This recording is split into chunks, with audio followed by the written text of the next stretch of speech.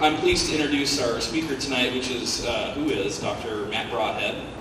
Matt and I have known each other for a number of years. We met out at Western Michigan University when we were both students there.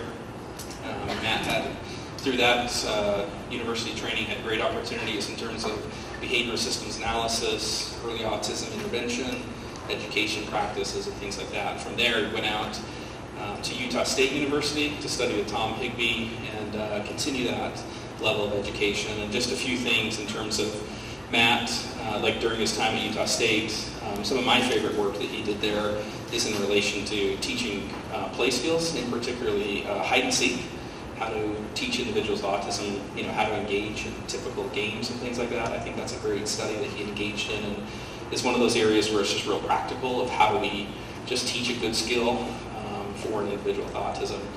A second area I want you guys to know about Matt has nothing really to do with his professional life.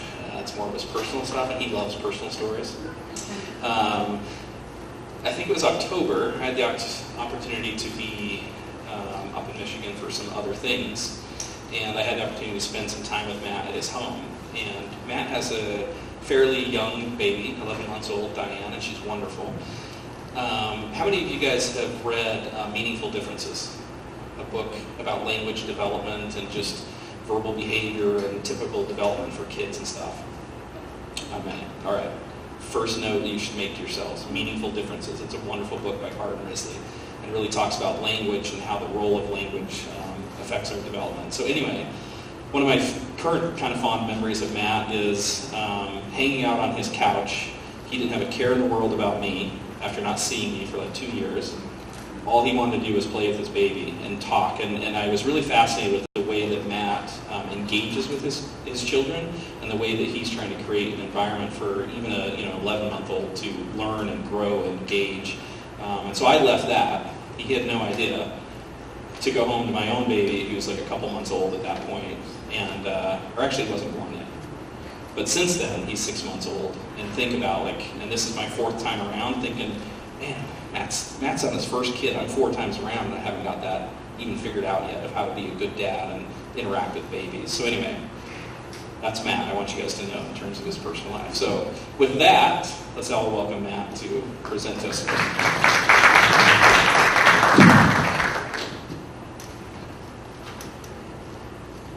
Thanks, Sean. You know, anytime an old grad school friend starts telling a personal story, I get a little nervous.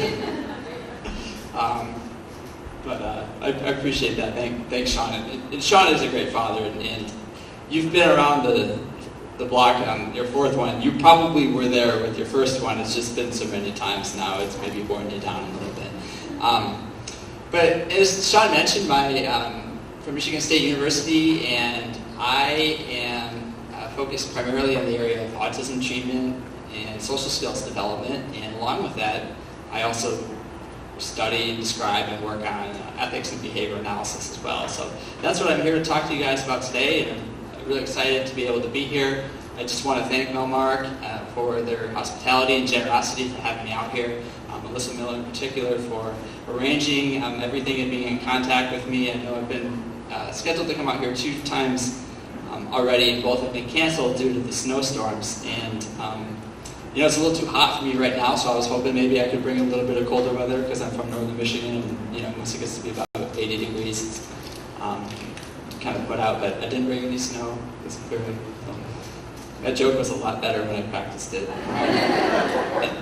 on the airplane. But to make a plug for Northern Michigan, I want to just note that we have at Michigan State a Master's in Applied Behavior Analysis program, and we try to fully fund all of our students, and we also have a PhD in special education.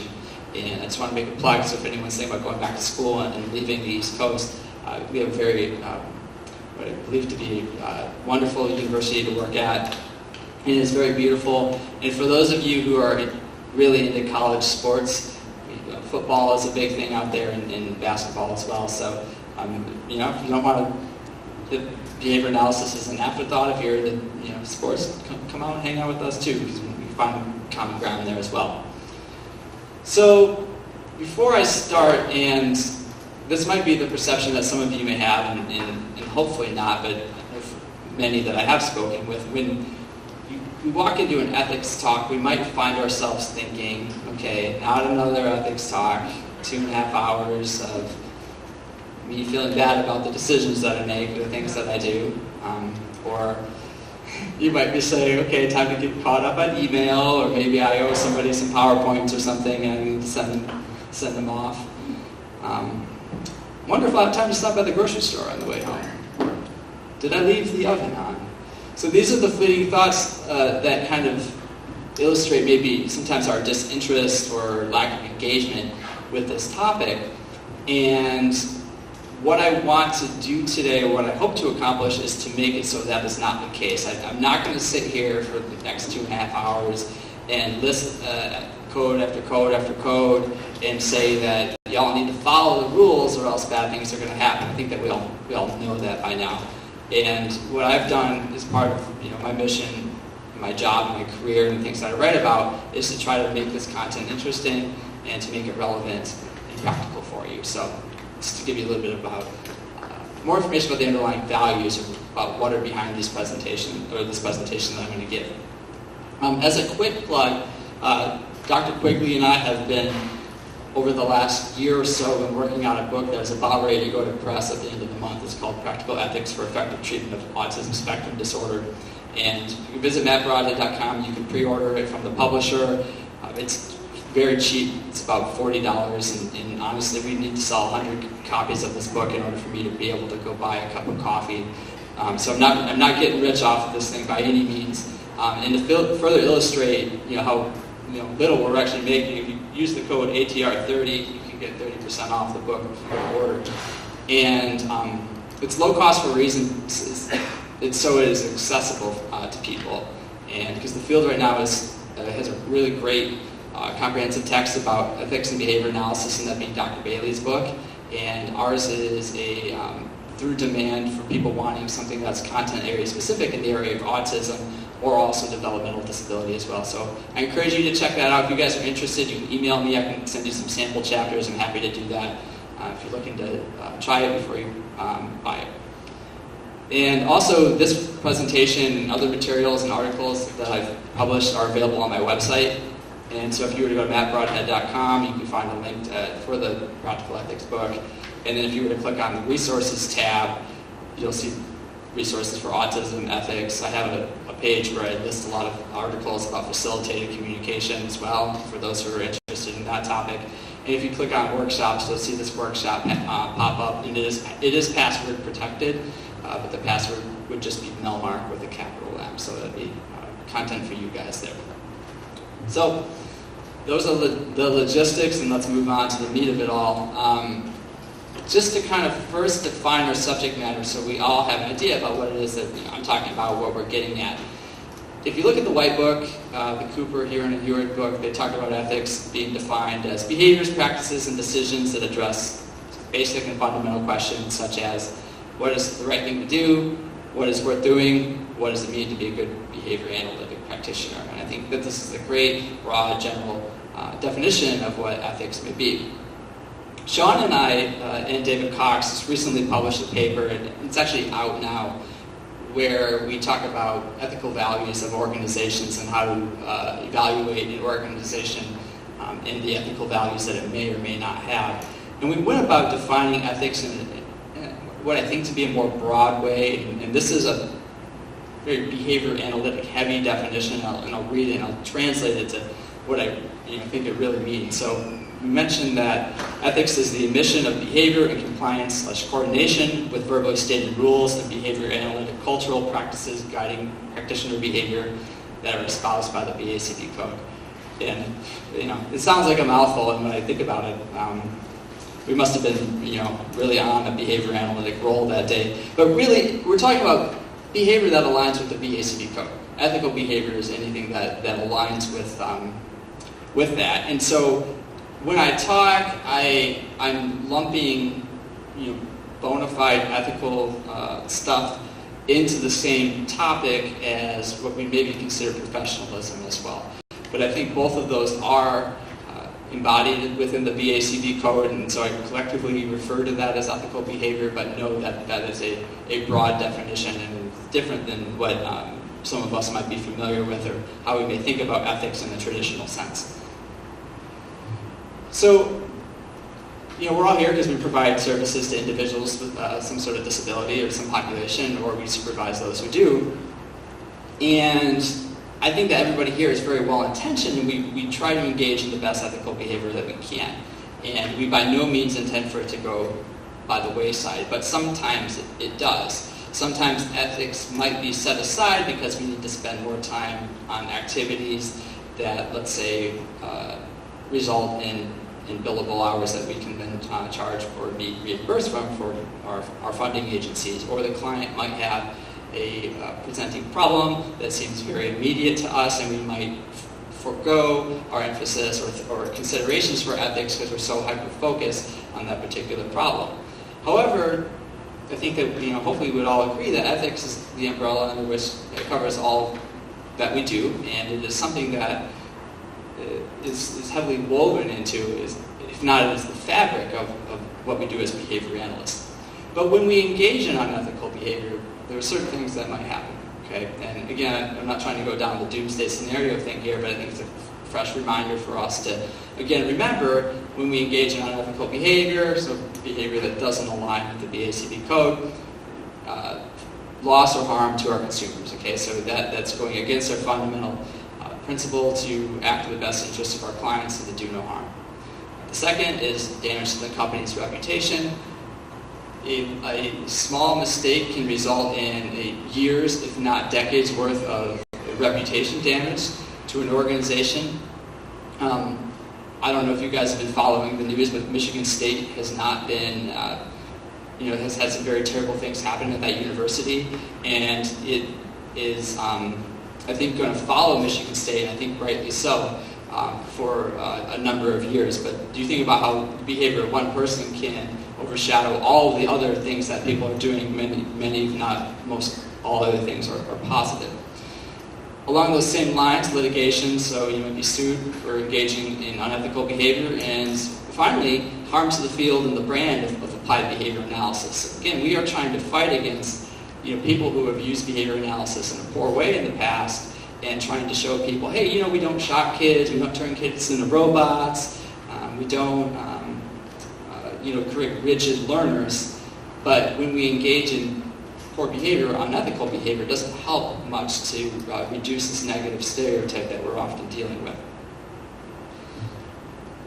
So, anyway, I think that that's information that we hopefully all know, and if we're here, we care enough to at least be reminded of that. And I feel, and I would like to think that everybody in here knows that they need to behave appropriately. Okay, I don't think anybody wakes up in the morning and says, I'm going to go form a multiple relationship with the mother of my client and impact treatment in a negative way. I don't think that is what comes to mind that we tapped or label at the beginning of our day. But I think the problem is we engage in these behaviors maybe because we do not realize that they are harmful, but also because the environment has not been set up in such a way to where we engage in behaviors that do align with the ethics code. Okay? And some of that error might be that we have difficulty taking the BACB code and translating it into ways that work for us. So if you look at the BACB code as general in nature, it has to be because we have a very broad field. Behavior analysis is more than just autism treatment, and there are a number of other regulatory or credentialing accreditation rules, regulations that the BACB needs to follow to be able to develop a good, actionable, and certifiable code of ethics. And so it's broad in terms of nature. But also our training sometimes doesn't do us enough justice, where the training might rely heavily on memorizing parts of the code, or we might focus on case studies that, though are interesting, aren't necessarily relevant to our practice and to the things that we face on a day-to-day basis. And therefore we have this challenge or difficulty in creating situation-specific or contextually relevant ethical dilemmas or ethical frameworks for decision-making or systems of ethical supervision and oversight that meet the needs of our organization and also meet the needs and standards set forth by the BACB code. So again, to piggyback, there's not a lot of really good guidelines, I believe, on how to create that situation-specific, workable, customizable procedures, antecedent strategies that organizations or individuals can use that works for them, but also works for the BACB code. And to me, it's alarming because it's kind of antithetical to what it means to be a behavior analyst. I think you look at the area of functional assessment and treatment of problem behavior, for example, where we've done a really good job of studying it, operationalizing procedures, and there's been a lot of emphasis on tailoring interventions and assessments to various nuances that are common in the area of functional assessment and treatment. But we have yet to do so for ethics. And I'm also unaware of any sort of empirical study, at least in the area of behavior analysis, where we've looked at teaching ethical behavior in behavior analysis. So the area itself is really lacking, I think, in this empirical tradition that we as behavior analysts enjoy in other areas. John's book is a great example of an excellent text on this. However, there aren't many others.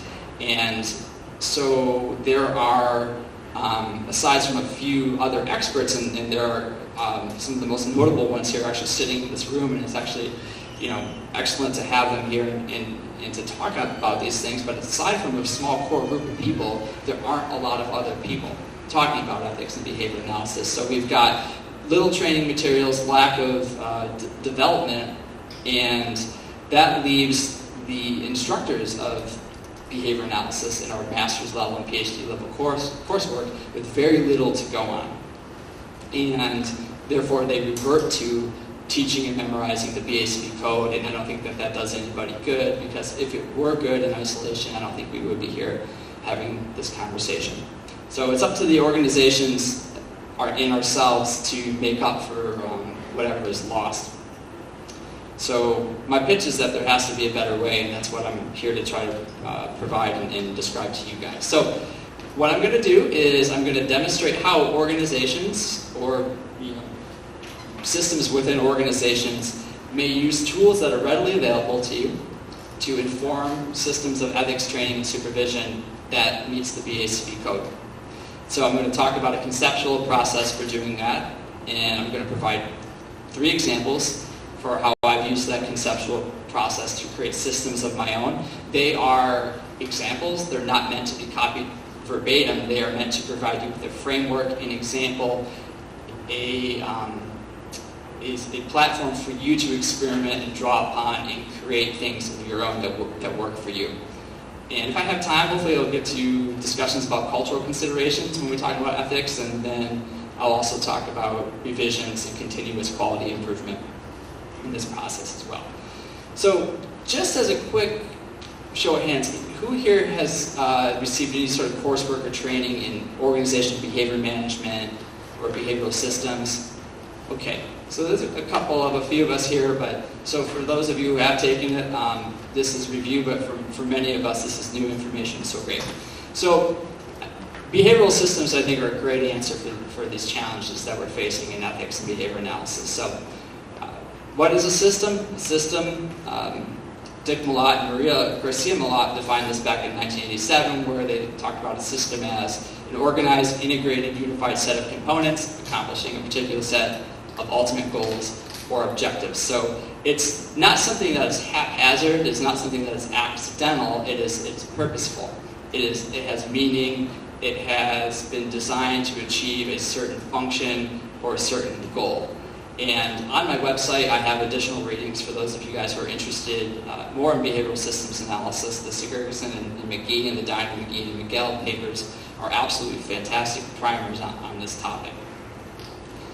So any well-designed system is going to help to meet the goals of a given organization.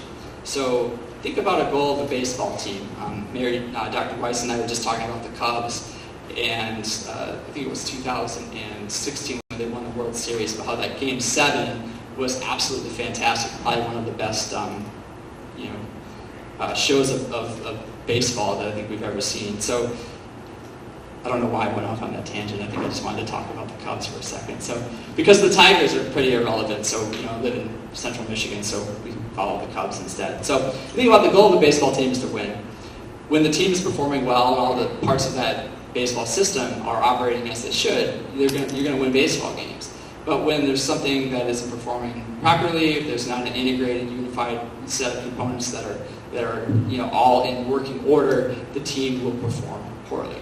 When you think about that with regard to ethics, let's take a broad goal of behavior analysts acting in the best interest of their clients. When the organization is behaving ethically and professionally and engaging in those behaviors that we would label as meeting those criteria, they're going to go, or at least be working towards achieving this goal. But when they are engaging in unethical, unprofessional behavior, they will not.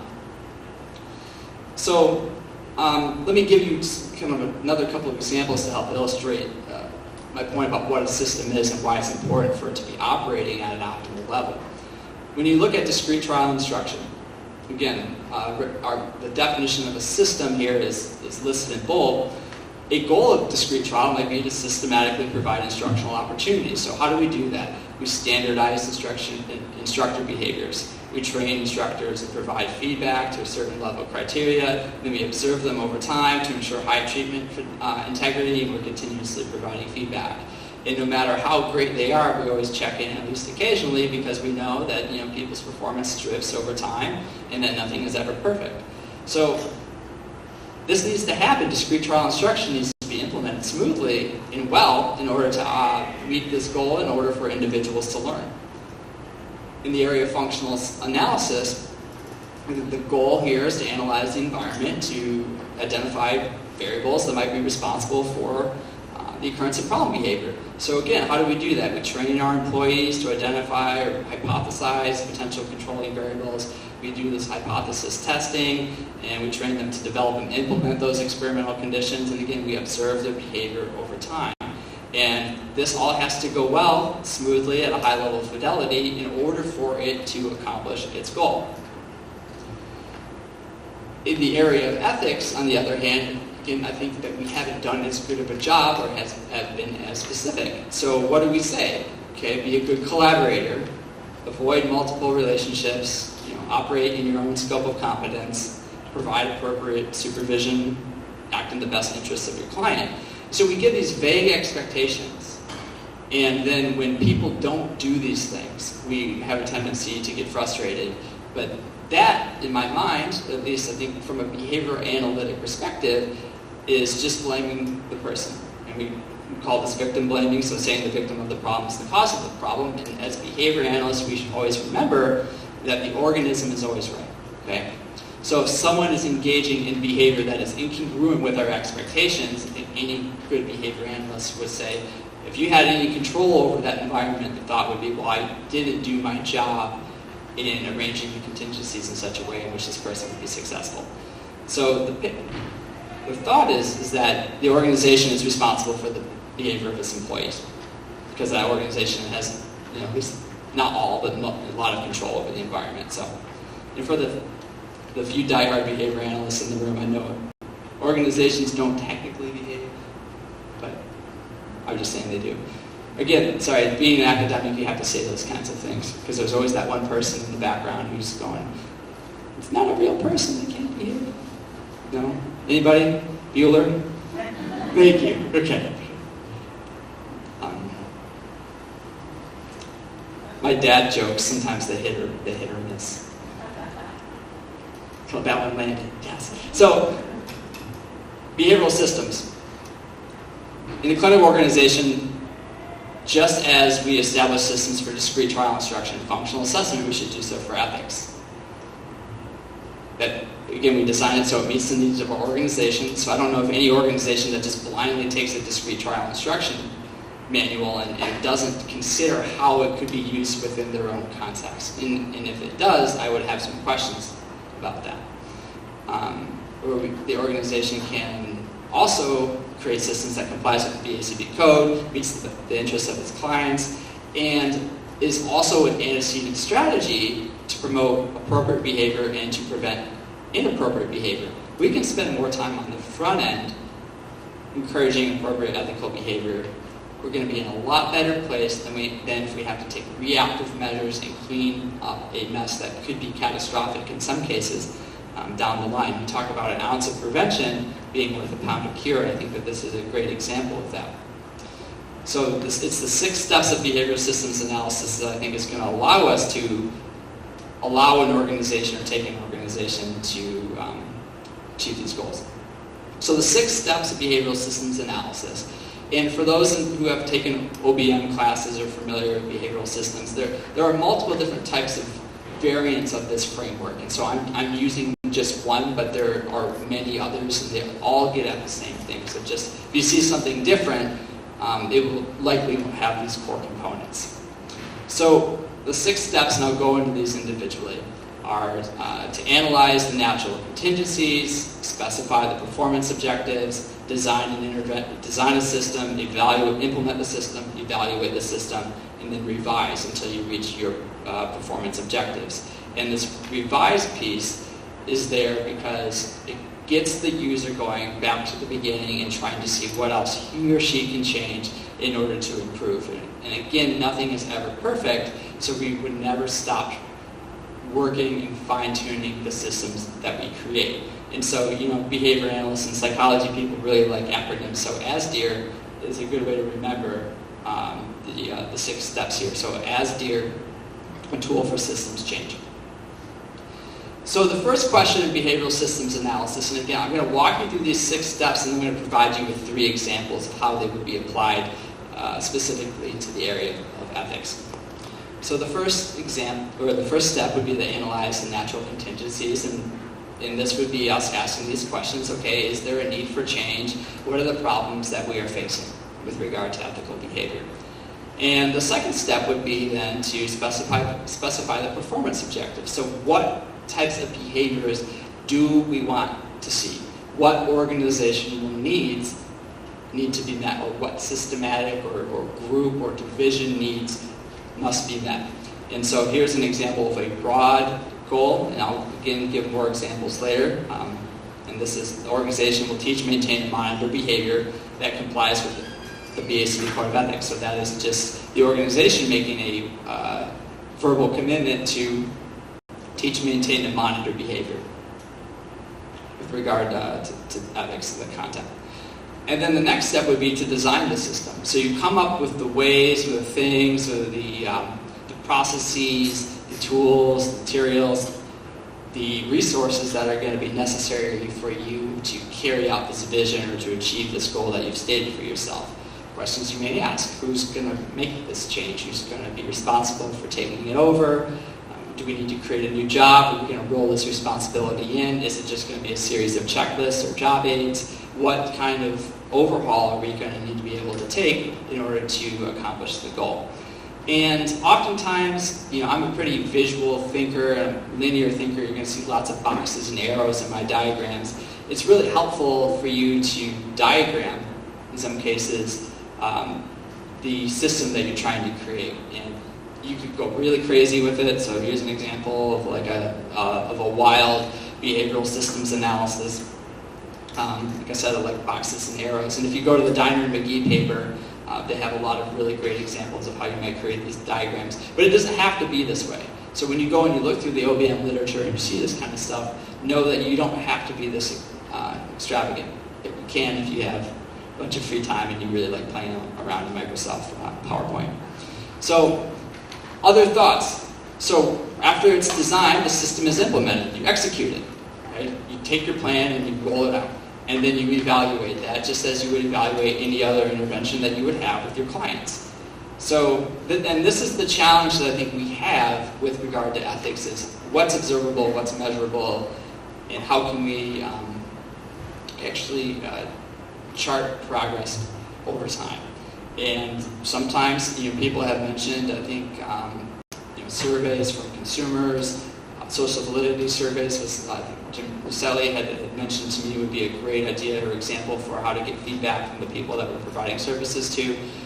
Other healthcare providers, field. I'm going to talk about other measurable ways where we can observe behavior as well. But there aren't a lot of tools or resources for us that provide us with avenues for measurement that are what we would maybe call Java quality or behavior analytic quality that we'd see in these behavior analytic journals. And I think that it is okay to start broad and to be comfortable with these more maybe molar measures or different types of measures. They might not be as tight, such as the survey, but at least provides us with a starting point to be able to become more specific down the line. And then after we've evaluated our system, again, we recycle and we change, we analyze our data, and this is something that is a perpetual process that we never get past. So again, as DEAR, the tool for behavioral systems change and enlightenment. So the 3 examples that I'm going to provide to you here demonstrate how these 6 steps can be used. So the first example, System 1, is an example of how to develop a general system of ethical monitoring and supervision within an organization, and also how to structure and systematize trainings and conversations with regard to ethics. The second example is going to be a specific task analytic example of how you might go about navigating interdisciplinary interactions, and particularly when you're working in an interdisciplinary team and someone recommends a non-behavioral treatment, how do you react, how do you respond while keeping the client's best interests in mind, but while also making sure that you are maintaining a good professional relationship with those you work with. And so that's going to be an example of a very specific tool that maybe new behavior analysts, new consultants might find useful to make sure that they engage in behavior with the that aligns with the BACB code. And then the third system is going to be an example of evaluating one's scope of competence when presented with a given behavioral problem.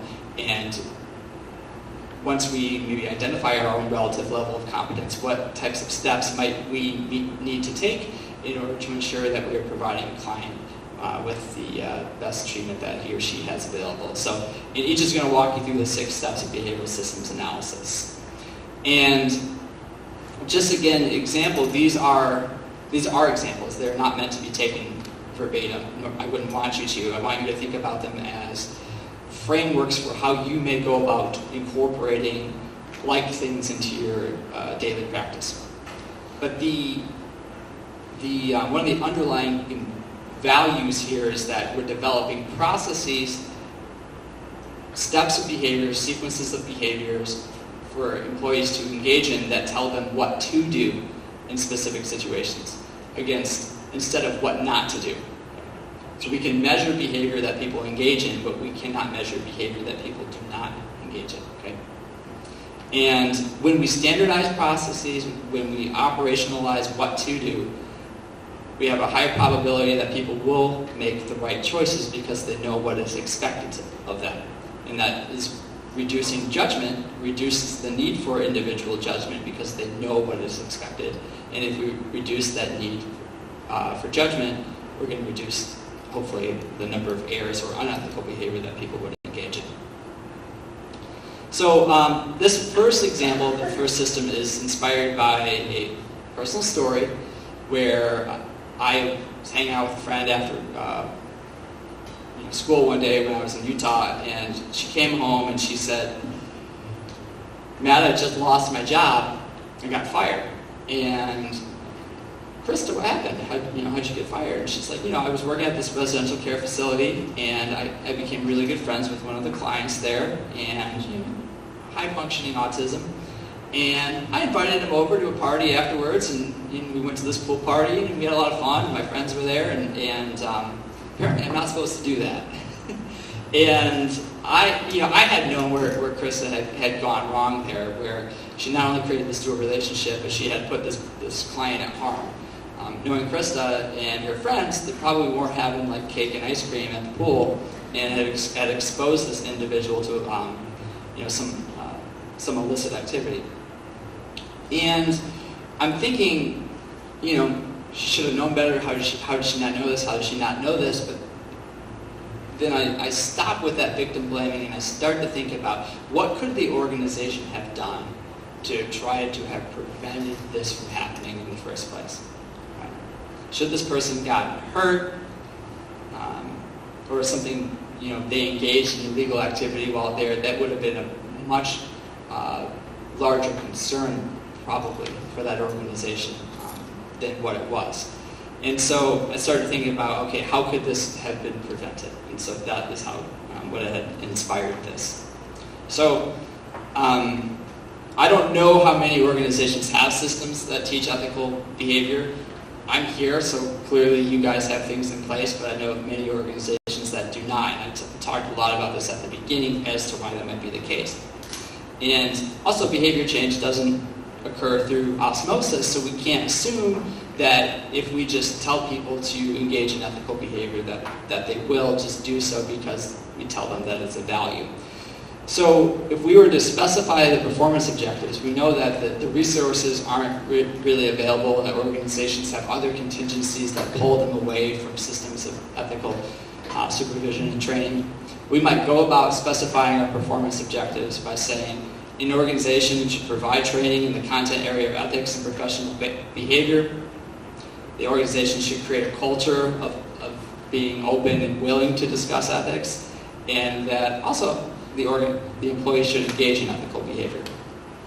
And I talk about this in terms of a larger organization, but I think you could do this for one that is any size. So these are just 3 examples of goals that you might state. So what I've done is I take relevant parts of the BACB code when I'm looking to design this system. Okay, what parts of the BACB code might be relevant?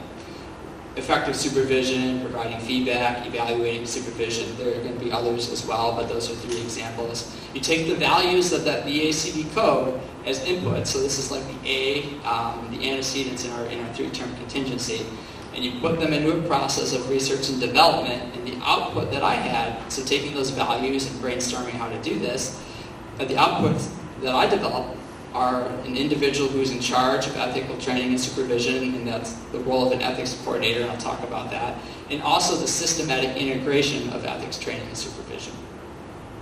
So here's an example of the ethics coordinator about what he or she might do.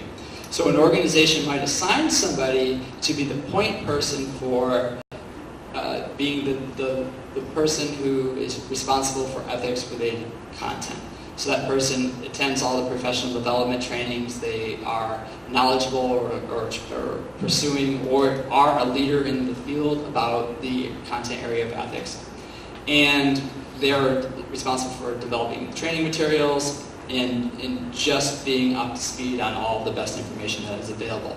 And in some cases, this might be somebody who has a PhD or a master's degree. It can be whatever the organizational needs are. This is just some suggestions we provided in our paper. I think supervision experience is going to be very important for someone who were to have this role.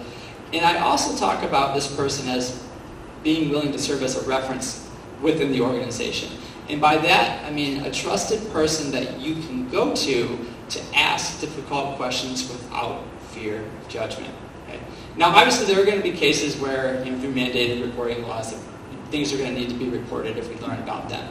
But let's say I have a problem, and I'm not really quite sure how to respond, and I want to talk to somebody who isn't going to judge me.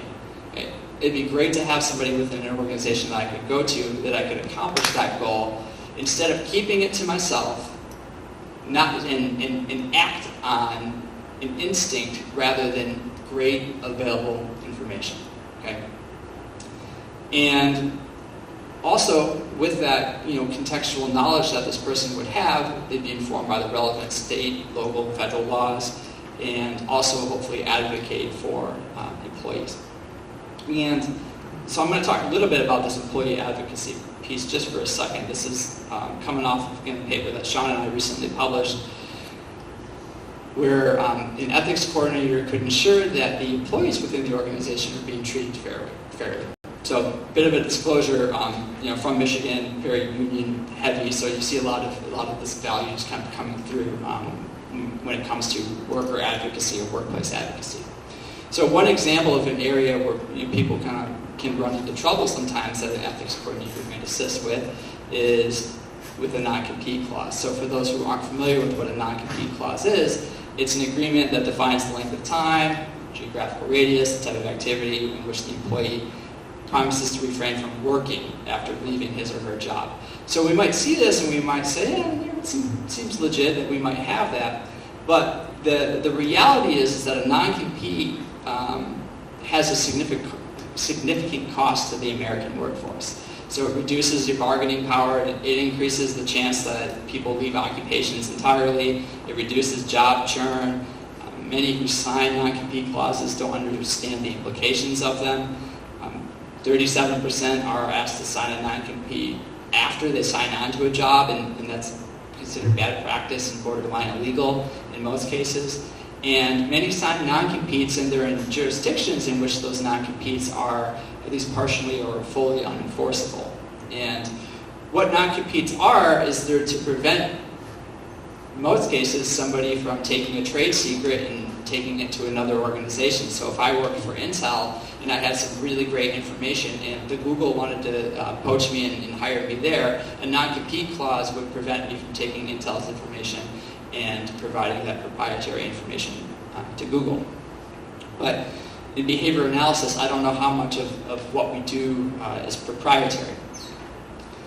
And so just fun fact, non-compete clauses, states of Illinois are widely contested. In Massachusetts, legislation has been proposed to eliminate them altogether. Many have argued that when non-competes aren't enforced, they help the economy, and when they are enforced, they are a hindrance to the economy as well. Now, in the BACB code, there is a clause that notes that the behavior analyst and employer provide for orderly and appropriate resolution of responsibility for services in the event that employment or contractual relationship ends, with paramount consideration given to the welfare and ultimate beneficiary of services. So this means to make sure that we keep acting in the interest of the best interest of our client. And so I don't know in what world saying that, okay, since you left my organization, you can't practice within a 50-mile radius for 3 years is something that operates in the best interest of the client. And maybe there might be an exception to that rule, but I think it would be an exception.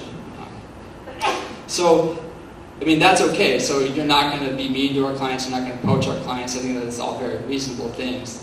But in other cases, the non-compete can be quite a hindrance. And the argument that I'm trying to make is that the ethics coordinator would prevent an organization from doing that, from implementing the non-compete. Another example is parole evidence. And again, the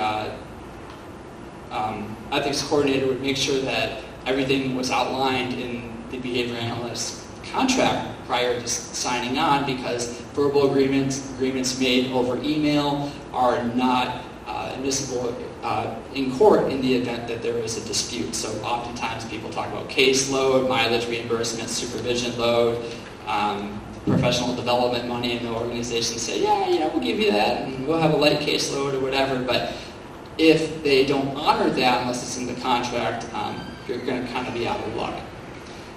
And finally, mutual benefit is another contractual nuance that this person could help with, where this involves, both the organization and the behavior analyst would benefit from any sort of contractual agreement. So oftentimes what happens is that people will sign on to a job, and the employer will approach them 30 days later and say, I need you to sign this non-compete.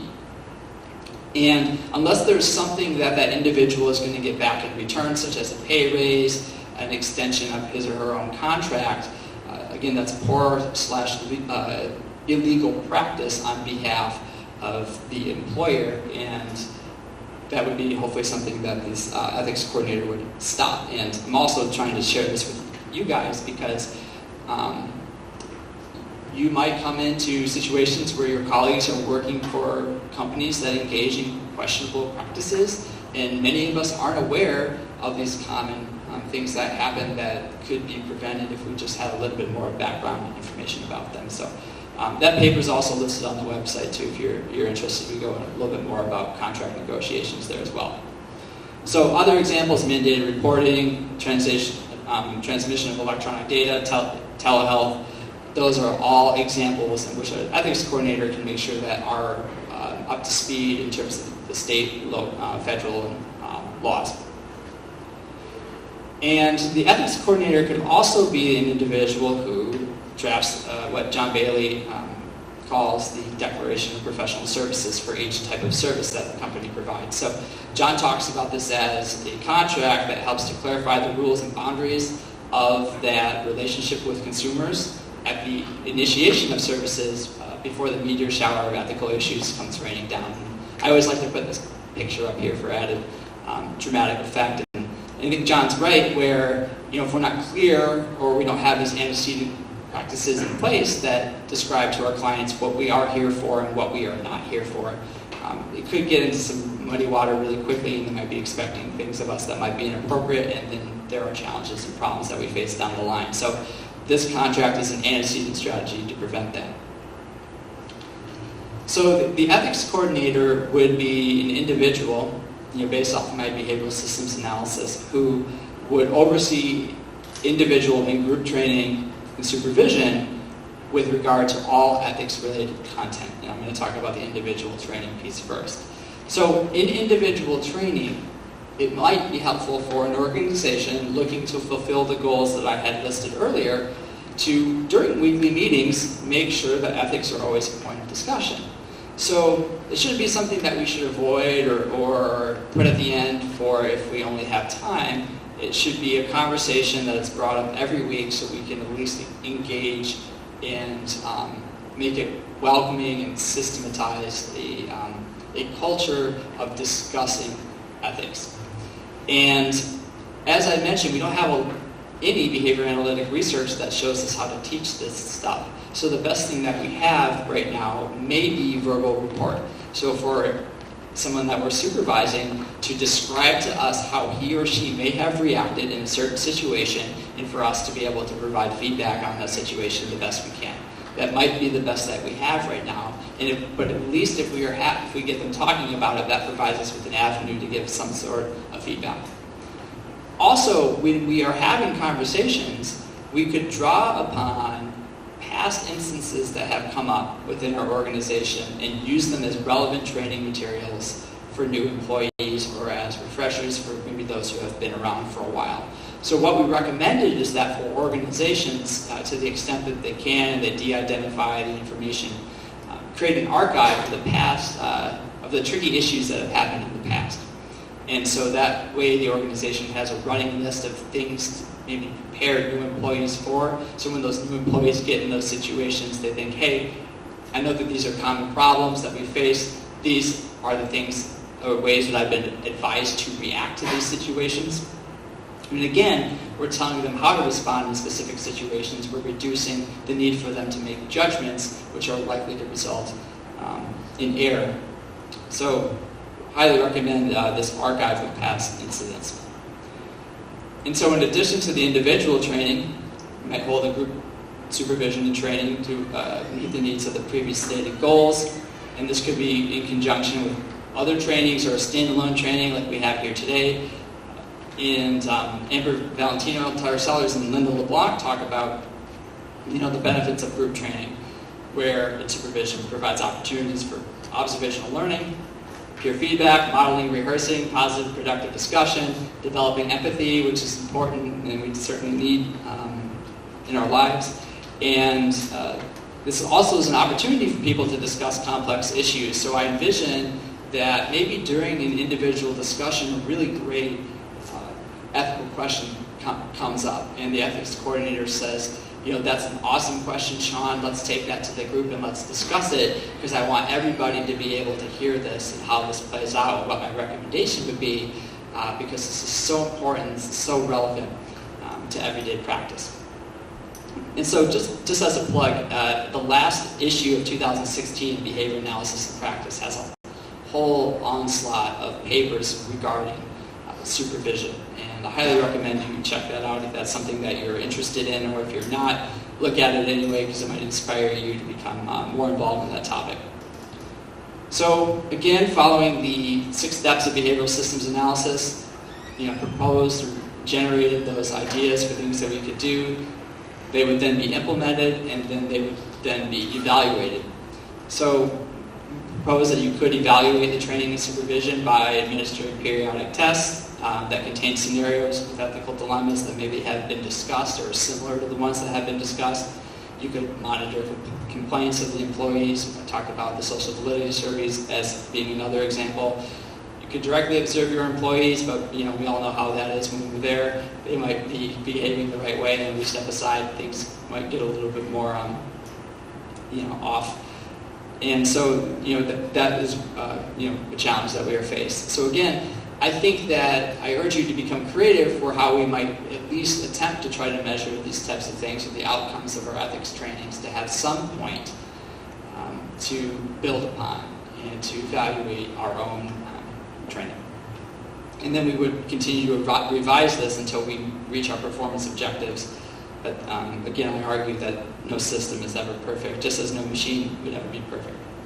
So just to summarize this example, that is one way in which an organization might go about creating a supervisory role to serve as a leader or liaison for the organization with regard to ethics, to act as an advocate for them, but also be the content area expert and a resource for them to access in tough moments where they have to make tough decisions, and have the ability to ask questions of trusted professionals.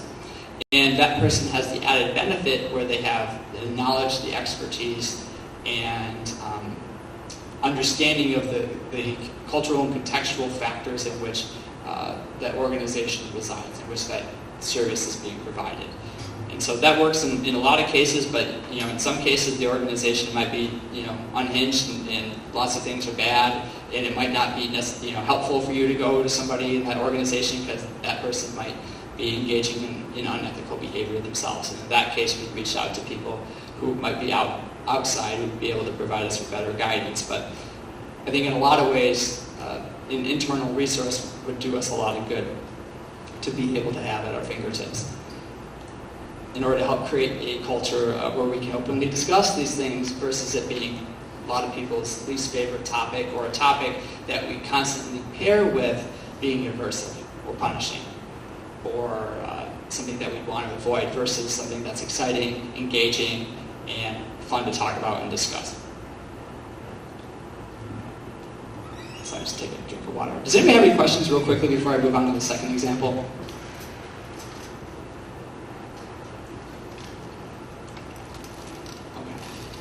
If you do, feel free to raise your hand while I'm chatting.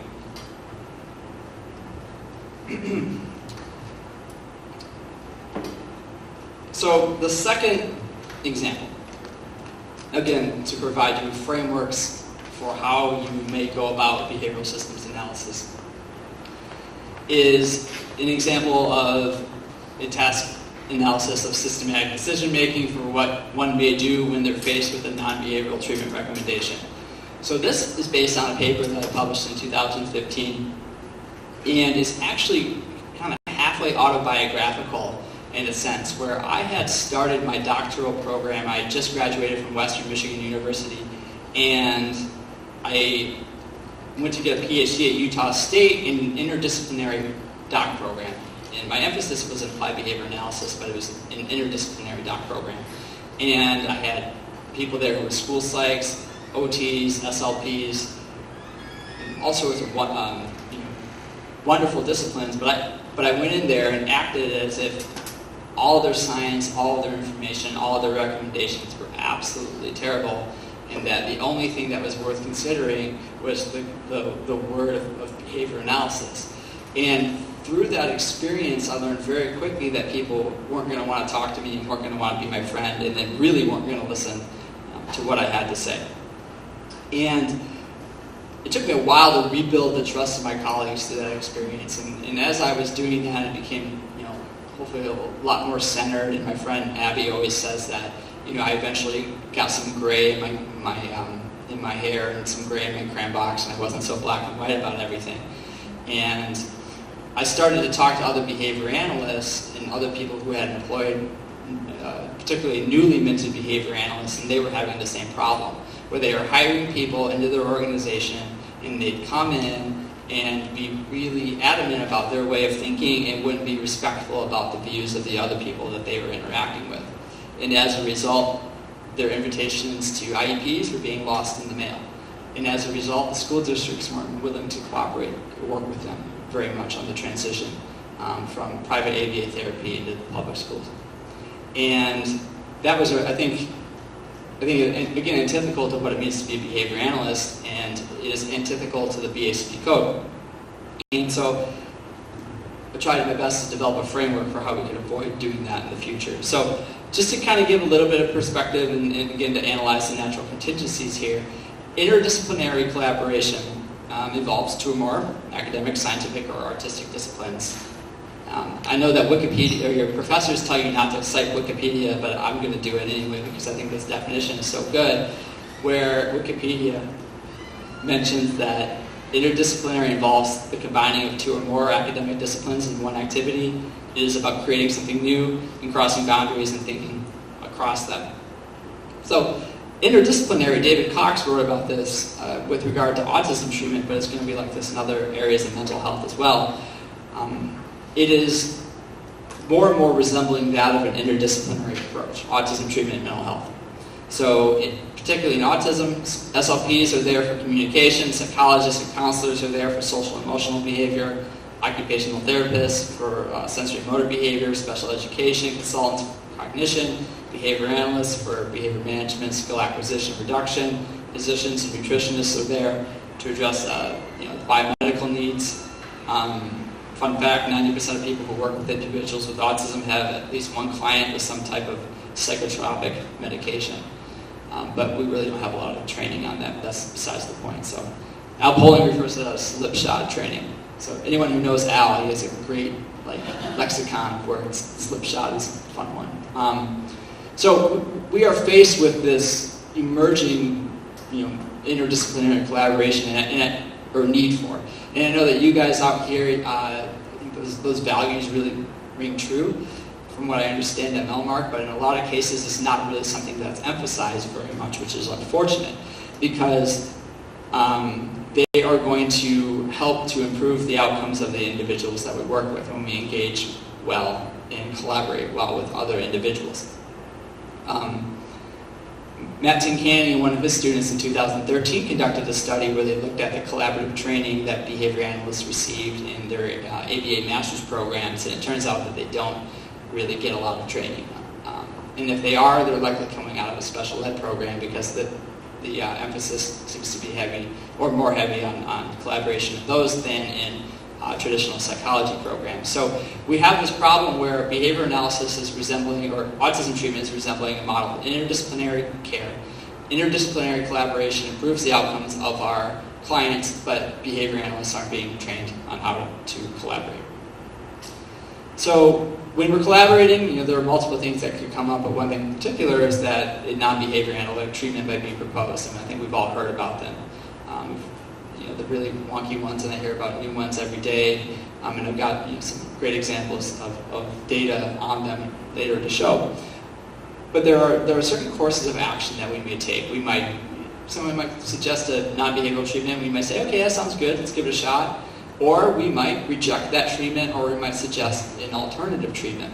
In the old BACB code, I think guideline, had noted, this was before the revisions in 2014 that were enacted in 2016, said that the behavior analyst should promote the application of behavior principles in society by presenting a behavior alternative to other procedures or methods. So this was a value that had been conveyed to behavior analysts for some time, that if something non-behavioral comes up, hey, maybe we should suggest something out of our book.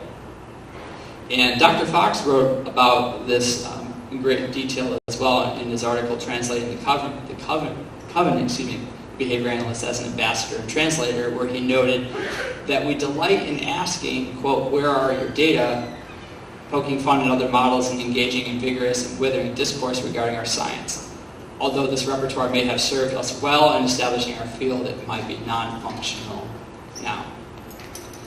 And so we have, I think, some underlying values, though that BACB code isn't there now, I think it still might carry on, maybe in some circles or instances, and we have a history as behavior analysts of being pretty critical. But I think a lot of that has arisen because we ourselves have been criticized pretty heavily. And so when we're in an interdisciplinary setting, we're faced with a non-behavioral treatment, We might be obligated to, we're in a tough situation. We need to promote the safety and best interests of our client and the science of human behavior that we know and love, but assuming that the safety of that individual is not compromised, we engage in excessive and inappropriate complaints. It might result in the erosion of or reduction of trust of the clinical relationship, and then subsequently limit a behavior the client's need to much needed, or the client's access to much needed behavioral services. And this can be especially problematic if the non-behavioral treatment ends up actually being effective. So, knowing all of that about the background of the natural contingencies, if an organization were to specify the performance objectives, they might state that the behavior analyst should engage with colleagues in a manner that maintains and improves a working relationship, and that a behavior analyst also acts in the best interest of his or her clients. So taking, again, values from the BACD code, these are just two examples that I pulled in here, responsibility to clients and consultation, so 2.02 and 2.03, going through a process of designing an intervention, research and development. The output of that is a decision-making model for what we may do when we are faced with a non-behavioral treatment recommendation. And so I'll walk you through what that might look like to serve as one example of a task analysis that one may follow when faced with a similar situation. So with this model, it's important to note that we assume that consent to provide treatment has been provided, and if the behavior analyst is hopefully competent to be in a interdisciplinary setting in the first place, or is being provided with supervision if he or she is not. And then also, sometimes in an interdisciplinary setting, we might not have a role where we are able to speak. We might just be there to listen. And so this model assumes that we are actually given a voice at the table versus just kind of a fly on the wall, so to speak. So what might a non-behavioral treatment recommendation be? How would we identify that? And we loosely describe this as anything that might be outside of our scope of practice, maybe defined by the BACD task list. So it can be different due to names, procedures, outcomes, measurement systems, hypothetical constructs, calculations, whatever. And so after we identify our non-behavioral treatment, we're going to ask ourselves, is the client's safety at risk? So again, a value that we have here is that we are acting in the best interest of our client. So what would be an example of the client's safety being at risk? Examples might be inappropriate applications of aversive stimulation, damage to the body, things that result in damage to the body or tissue. Facilitated communication is a great example of something that would likely cause harm to an individual. And if the safety is at risk, the recommendation that I have would be that we stand up and we make known that there's a dangerous treatment that's being proposed. And so, how many of you are familiar with facilitated communication? Okay. Usually when I give this talk, I have to do a little bit of education, but most of you are aware. And if you are not, I highly recommend this story in particular, the strange case of Honest Stubblefield, where so facilitated communication is essentially an individual has a keyboard in front of them, and there's a facilitator who guides the person to type. And the thought is that that person is typing simply through just the aid of that facilitator, when in fact it's actually the facilitator who's doing the typing. And Honest Stubblefield used facilitated communication to gain consent to engage in inappropriate sexual relations with an individual who turned out to have an intellectual capacity of a two-year-old. And so she was convicted, I think, of second-degree sexual assault through this process. So it is an example of the harm that this can cause. And so hopefully we don't come across facilitated communication, but if we do, we stand up. But if not, we would ask ourselves, or in a way we may go would be to ask ourselves, okay, am I familiar with this treatment? And if not, I would go about familiarizing myself with that. So a good approach to this might be is to remain skeptical about the proposed treatment until you've gathered adequate evidence. And when I talk about a skeptical appraisal, I don't mean that you discount the treatment. I'm nervous about that. That sounds weird. I think you go about it as a good objective scientist. You gather all the available evidence, and then you make a conclusion, or you draw upon a tentative conclusion based upon that. So just to kind of provide you with some examples of what that appraisal might look like, social thinking is an example of a curriculum that has been used or disseminated, and as I mentioned, my area of empirical research is in social skills instruction, and there's not a lot of it that's out there, especially for adolescents with autism. And so I think that's why people have really latched on to social thinking. And it's highly sought after, and if you go to the social thinking website, there's this list here of what looks to be mucho articles supporting its effectiveness. But a little bit of appraisal or background research into this topic, you might find a familiar group here has written about this topic, where they have noted that social thinking at the present time, there are only 2 published studies, one of which was published in a peer-reviewed journal attempting to evaluate it, and both studies have serious methodological flaws. Although there is a perception amongst consumers that there is an abundance of written material supporting the efficacy of social thinking, the nature of written documentation does not satisfy the requirements of evidence science. And so these guys go on to refer to social thinking as a pseudoscience. And so that's a pretty strong claim to be made about something, and so that would be good information to have if we were going through this appraisal process. Jason Travers writes a lot about pseudoscience and special education in particular, and he's got a great paper where he talks about some of the characteristics of pseudoscience. So for us as skeptics and educators, we need to be aware of what these markers of pseudoscience might be. So in science, for example, evidence about something is obtained through experiments, and those experiments will inform the beliefs that we have. And the belief is something that we withhold if evidence is not available. And we make judgments or claims relative to that entire body of available evidence. Whereas in pseudoscience, they form their beliefs first, and then the evidence is sought to support that. And it relies on trying to discredit other people, and disconfirming evidence is rejected in order to preserve the belief.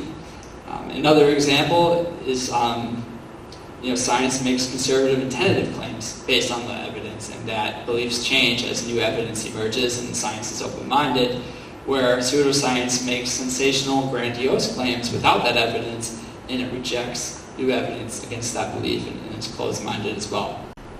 So I'm not going to go through and read all of these examples, but I want to make you aware that these are out there. And it is important that we look for these markers, because sometimes when we're looking about for new interventions and strategies, we hear about things, and it might just sound wonderful and perfect and really what it is that we're looking for, but more and more of these markers of pseudoscience that we find, the more skeptical we should become. Another example of potential appraisal is social stories. If you go to the social stories website, you see all these, again, what look to be peer-reviewed articles that support social stories. And again, an appraisal will take you down the road where you will find literature reviews that will note that those social stories have questionable overall effectiveness. They were more effective when addressing inappropriate behavior than when teaching social skills, which I find funny. If you were to use the What Works Clearinghouse standards for a single subject research appraisal, they would not be considered an evidence-based practice for individuals with autism based on looking at the graphs, but if you look at some basic statistical analyses, maybe they would. So the results there are mixed. So better than social thinking, but not as grandiose as the maybe the creator of social stories might make it sound. Other examples for this appraisal process is that we can go to the literature and we can look for other single subject research that has been conducted in the behavior analytic journals that have provided us with frameworks for evaluating these types of treatments. And so again, that's one bit of evidence that we may use in our appraisal process. And if we decide that, hey, maybe we are going to implement this non-behavioral treatment, we at least are provided with a framework for how we might systematically evaluate it down the line. So at this point, I'm going to have Sean come up and describe this graph. I'm just joking. This is Sean Quigley's thesis presentation, where he looked at the effects of a weighted vest on the reduction of challenging behavior And so Sean, interject if I get any of this wrong. On the x-axis are sessions, and on the y-axis are the percentage of 10-second intervals with a problem or target behavior, And in the brief functional analysis condition, the closed square indicates problem behavior that occurs in the presence of the escape condition. So there's a demand that's being placed on that individual, and they are engaging in problem behavior. So what Sean did is they put a weighted vest on this kid and compared problem behavior in the presence of the weighted vest to problem behavior in the presence of the control condition. So during the control, kid didn't engage in any problem behavior, and during the demand condition, kid engaged in problem behavior. They took the weighted vest off, kid continued to engage in problem behavior. During the demand condition, put the weighted vest back on, continue to engage in problem behavior, so weighted vest wasn't making any difference. And so Sean, not to predict what you were thinking in this moment, but my thought was you probably said, well, hey, why don't we try something that we do know to be effective? So they go and they do functional communication training, and that the open circles here represent responses. These are appropriate responses that result in access to a break. And you see the kid's asking for a break, and he's simultaneously not engaging in problem behavior. So reinforcement wins again, right? So they did a bit of reversal, and then they faded out stimuli there. So they were able to demonstrate that the weighted vest wasn't having an intended effect on the problem behavior. And but we're also able to demonstrate that the behavioral intervention of functional communication training was effective. Dr. Zane and one of his students, again, Dr. Zane, this is just by chance that everybody just happens to be in this room that I'm sharing these examples, but this was a study conducted with one of his students where they were looking at the effects of sensory integration therapies on self-stimulatory behaviors. So this is stereotypy for this participant, and on the y-axis is percentage of intervals, and the x-axis are sessions. And so during baseline, the individual was engaging in self-stimulatory behavior around a little over 30%, and then when the swing intervention was introduced, there wasn't a reduction in that problem behavior. In fact, it was a little above range, so they were pretty bouncy, but didn't get below 30%. So this is just a simple A/B design, and I don't mean simple to downplay the quality of this. I mean, this is basic behavior analytic design. It's been published because it's very good and very clean, and this is something that certainly we could replicate and look at in our own clinical settings if we want to evaluate something like this. So I think it's a very great framework for that.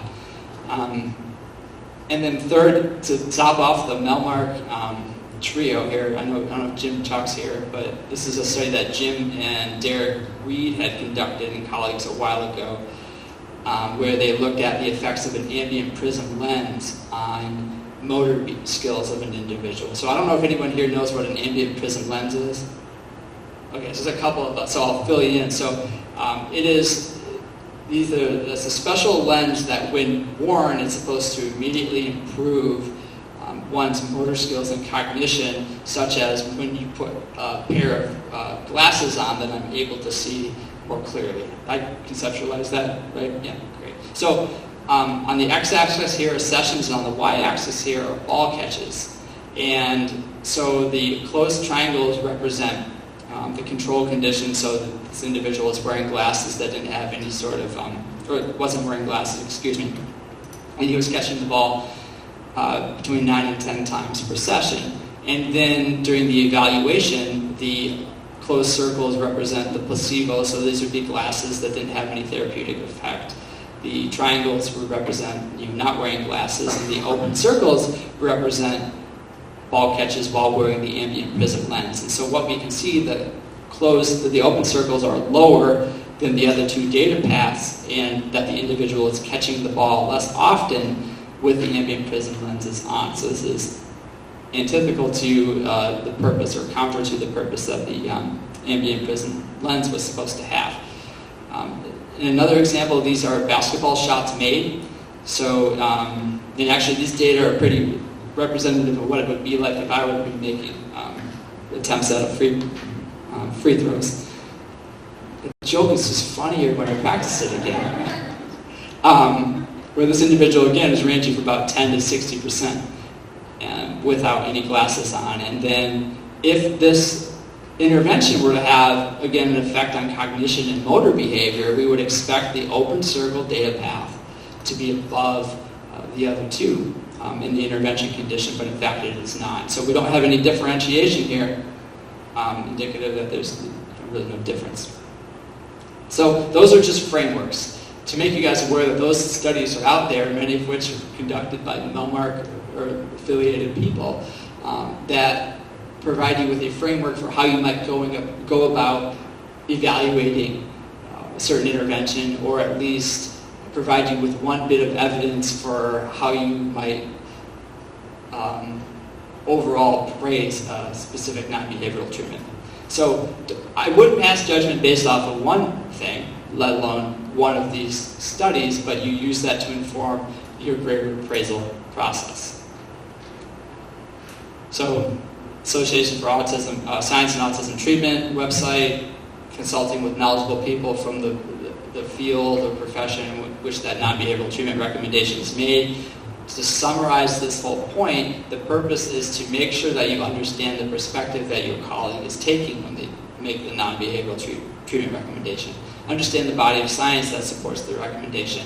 Understand their values, their reinforcers, the contingencies that control their behavior, so we understand what variables inform their verbal behavior, their recommendation. And so as we go, and let's say we're learning about these interventions, and we might uncover that though we didn't think it was harmful, through my own research I found out that it is. So an example of that, my own experience, is the deionized water. And I had not heard anything about deionized water, thought it was fine. I did a little bit of work and learned that it was really terrible for the liver, so therefore harmful. Has anyone ever tasted the deionized water before? Just me who just gets curious about these things. It tastes like stale cream soda, in case you're curious. Maybe you might be curious one day, you might see it, and you say, Brodhead said it tastes terrible. I want to verify that, so let me know. And so I have this embedded safety net in there, so if you uncover something through your information gathering process, that you can act upon it, so you can always act in the best interest of the client. So again, to note that if you familiarize yourself with the treatment and then you learn that client safety is at risk, then you would go about addressing that treatment with your non-behavioral colleague. But also when you learn about the treatment, you might ask yourself, is treatment success possible when it is translated into behavior analytic principles? And so an example of that might be, you might have an OT who says, hey, we should do sensory stimulation. Through your behavior analytic conceptualization, it might be the case that that recommendation would serve as an abolishing operation for automatically maintained behavior. I'm not saying that it is, but I'm asking you to consider the possibility that it could work that way, in a way that is functional, or what we would deem functional. Vet scientists might recommend the presence of animals. The animals might be SDs for social interactions. There's actually some decent literature that says that the presence of animals can do a lot of good for social skills, or do some good. I'm not really quite sure why, but again, I'm not advocating for that use. But again, it's important to keep that in mind and try to conceptualize how that might be helpful. Nutritionists might recommend changes to a diet. We might think that might be bogus, but I don't know how you guys feel. When I'm feeling sick, I'm a pretty irritable person. And when I feel better, my behavior is much better, and I'm less of a smart aleck, so to speak. Or I guess it depends on who you ask. But so that the removal of aversive stimuli associated with discomfort in the body might improve the probability of me engaging in more appropriate behavior. Okay? So I think it's safe to try to at least conceptualize this stuff. And these are just 3 examples. I'm not saying that these are one and the same. These are just examples of translation that I think any behavior analyst should hopefully be able to do. And once we do that, okay, if we think that treatment success is going to be possible, when we put it through a behavior analytic framework, we don't worry about it. And if we still think it's not going to be successful, we may ask ourselves, will the treatment negatively interfere with the goals of our client? And if the answer is no, then we leave it be. And if the answer is yes, then we ask ourselves, okay, how detrimental is it actually going to be? And so what I did was develop a checklist to help assist an organization with that. This is, again, general. It's not all-encompassing. You can change it. You can adopt it. You can do whatever you need to. It's just meant to try to put things into perspective in an objective way. I'm sorry. It's a bit blurry, so let me walk you through. And again, this checklist is also going to be on the website. So on the left-hand column, there's a header that says domain and category. And then the first domain is function-based treatment. And so underneath function-based treatment, it asks, what's the probability that the treatment addresses the function of behavior?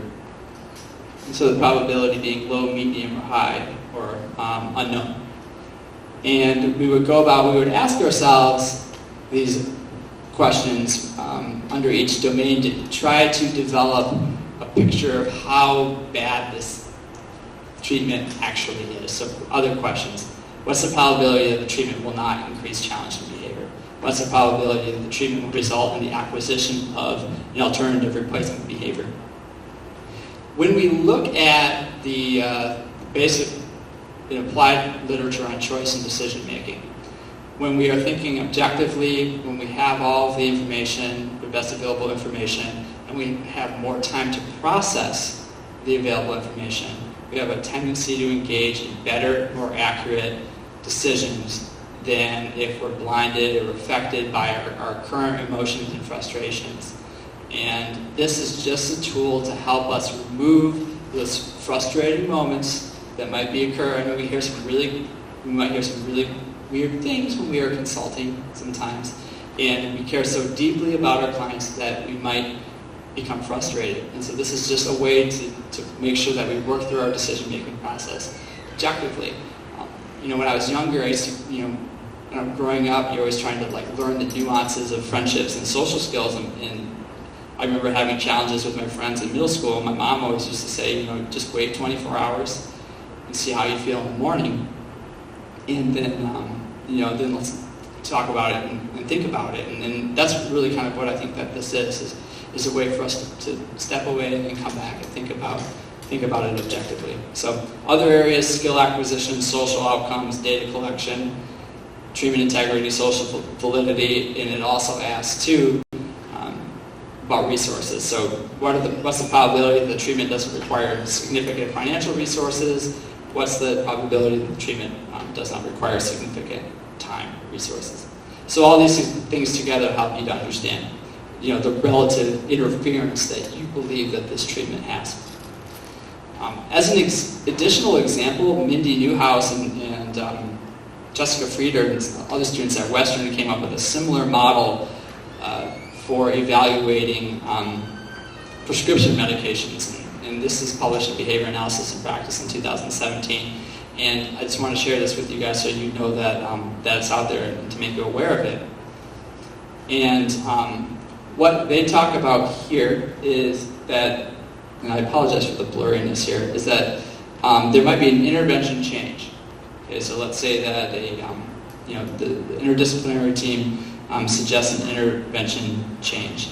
If the intervention is evidence-based and compatible with the client, then no action is taken and they continue to engage in treatment as usual. If the intervention recommendation is evidence-based and incompatible with the client, then there's the assessment of the caregiver, guardian, or client preference, and then an analysis of the pros and cons of that intervention. And then a decision is made subsequently. Excuse me. If the intervention recommendation is not evidence-based, incompatible, then again there's an analysis of the pros and cons, and there's an advocacy for the intervention to not be implemented or to continue with universal strategies, or if the intervention is not evidence-based and incompatible, can you advocate for that not to be implemented. So the Newhouse, Oystein et al. Model is just a variant of the one that I proposed. It's one that is different. It's maybe a little bit more streamlined. It might be actually a little bit better than the one that I've drawn up. but it serves as another example for how you might go about creating something like this for yourself or for your organization. And so I guess back to the multitude of boxes and arrows here. Again, I think Mindy's example is a little bit more streamlined than mine. The final question would be, once you consult that checklist, are the impacts to the client sufficient enough to justify the possibility of compromising the professional relationship you have with your non-behavioral colleagues? So given the impacts that you've identified, the likelihood of occurring and the resources that are available to you, you would ask, okay, is this really worth it? Is it worth creating a potential problem? Is it worth me causing an issue or professional strain with these people that I'm working with that might result to them not really wanting to play nicely with me in the future? And if it's going to address or interfere with that clinical relationship, the question we need to ask is it going to be worth it?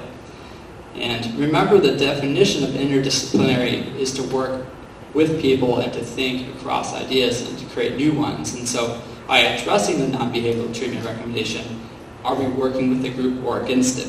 And again, just to disclaim, I'm not suggesting that anybody does, whack science or implement pseudoscience or goes and implements pseudoscientific treatments. It's about understanding each intervention in the context in which it is recommended and looking at the whole picture and deciding whether or not it is an appropriate time for us to impose our own behavior analytic values on that situation,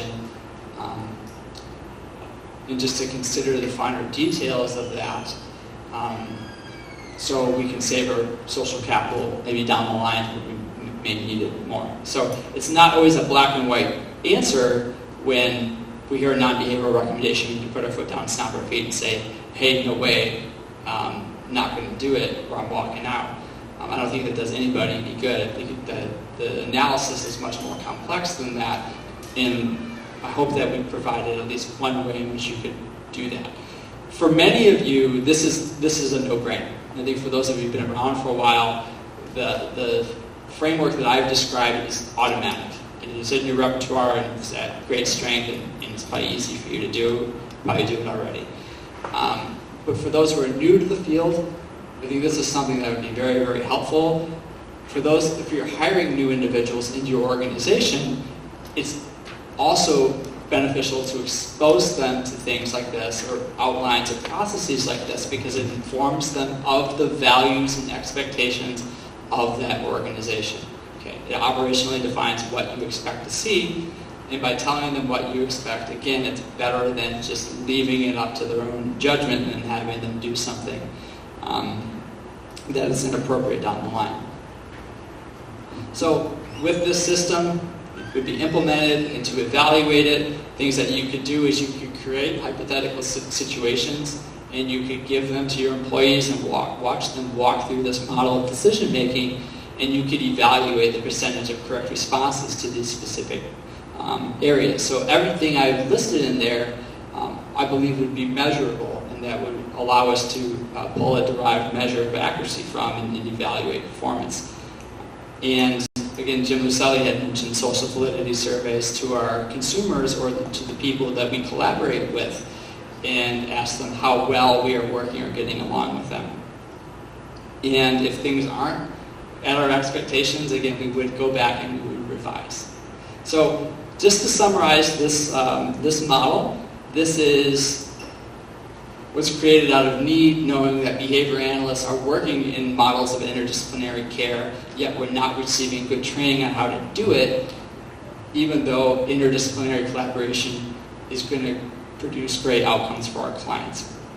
And so when faced with a non-behavioral treatment recommendation, we need to think about, is it in our best interest of our client for us to advocate for this not to be implemented, or is it in the best interest of our client to create good working relationships with the other individuals in the room in order to maintain our relationship and our conversations and treatment collaboration down the line. Some of you in this room might have done some independent consulting. I've done a number of independent education evaluations over the years, and often in those cases where, let's say, a school is being sued for some reason, I go into those situations and learn that it is the adults are not getting along, and because of the disagreements between the adults, the child is suffering. And I think, again, that's anti to what we're about in acting in the best interest of our clients. So the more that we can, frustrating things happen, and I understand that, but the more that we can set our differences aside and we can maintain focus on what is most important, I think the better off our clients are going to be.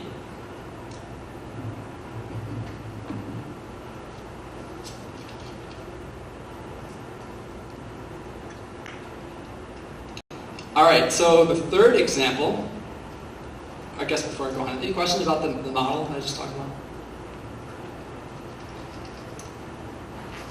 Sean, did I get your study right? Maybe?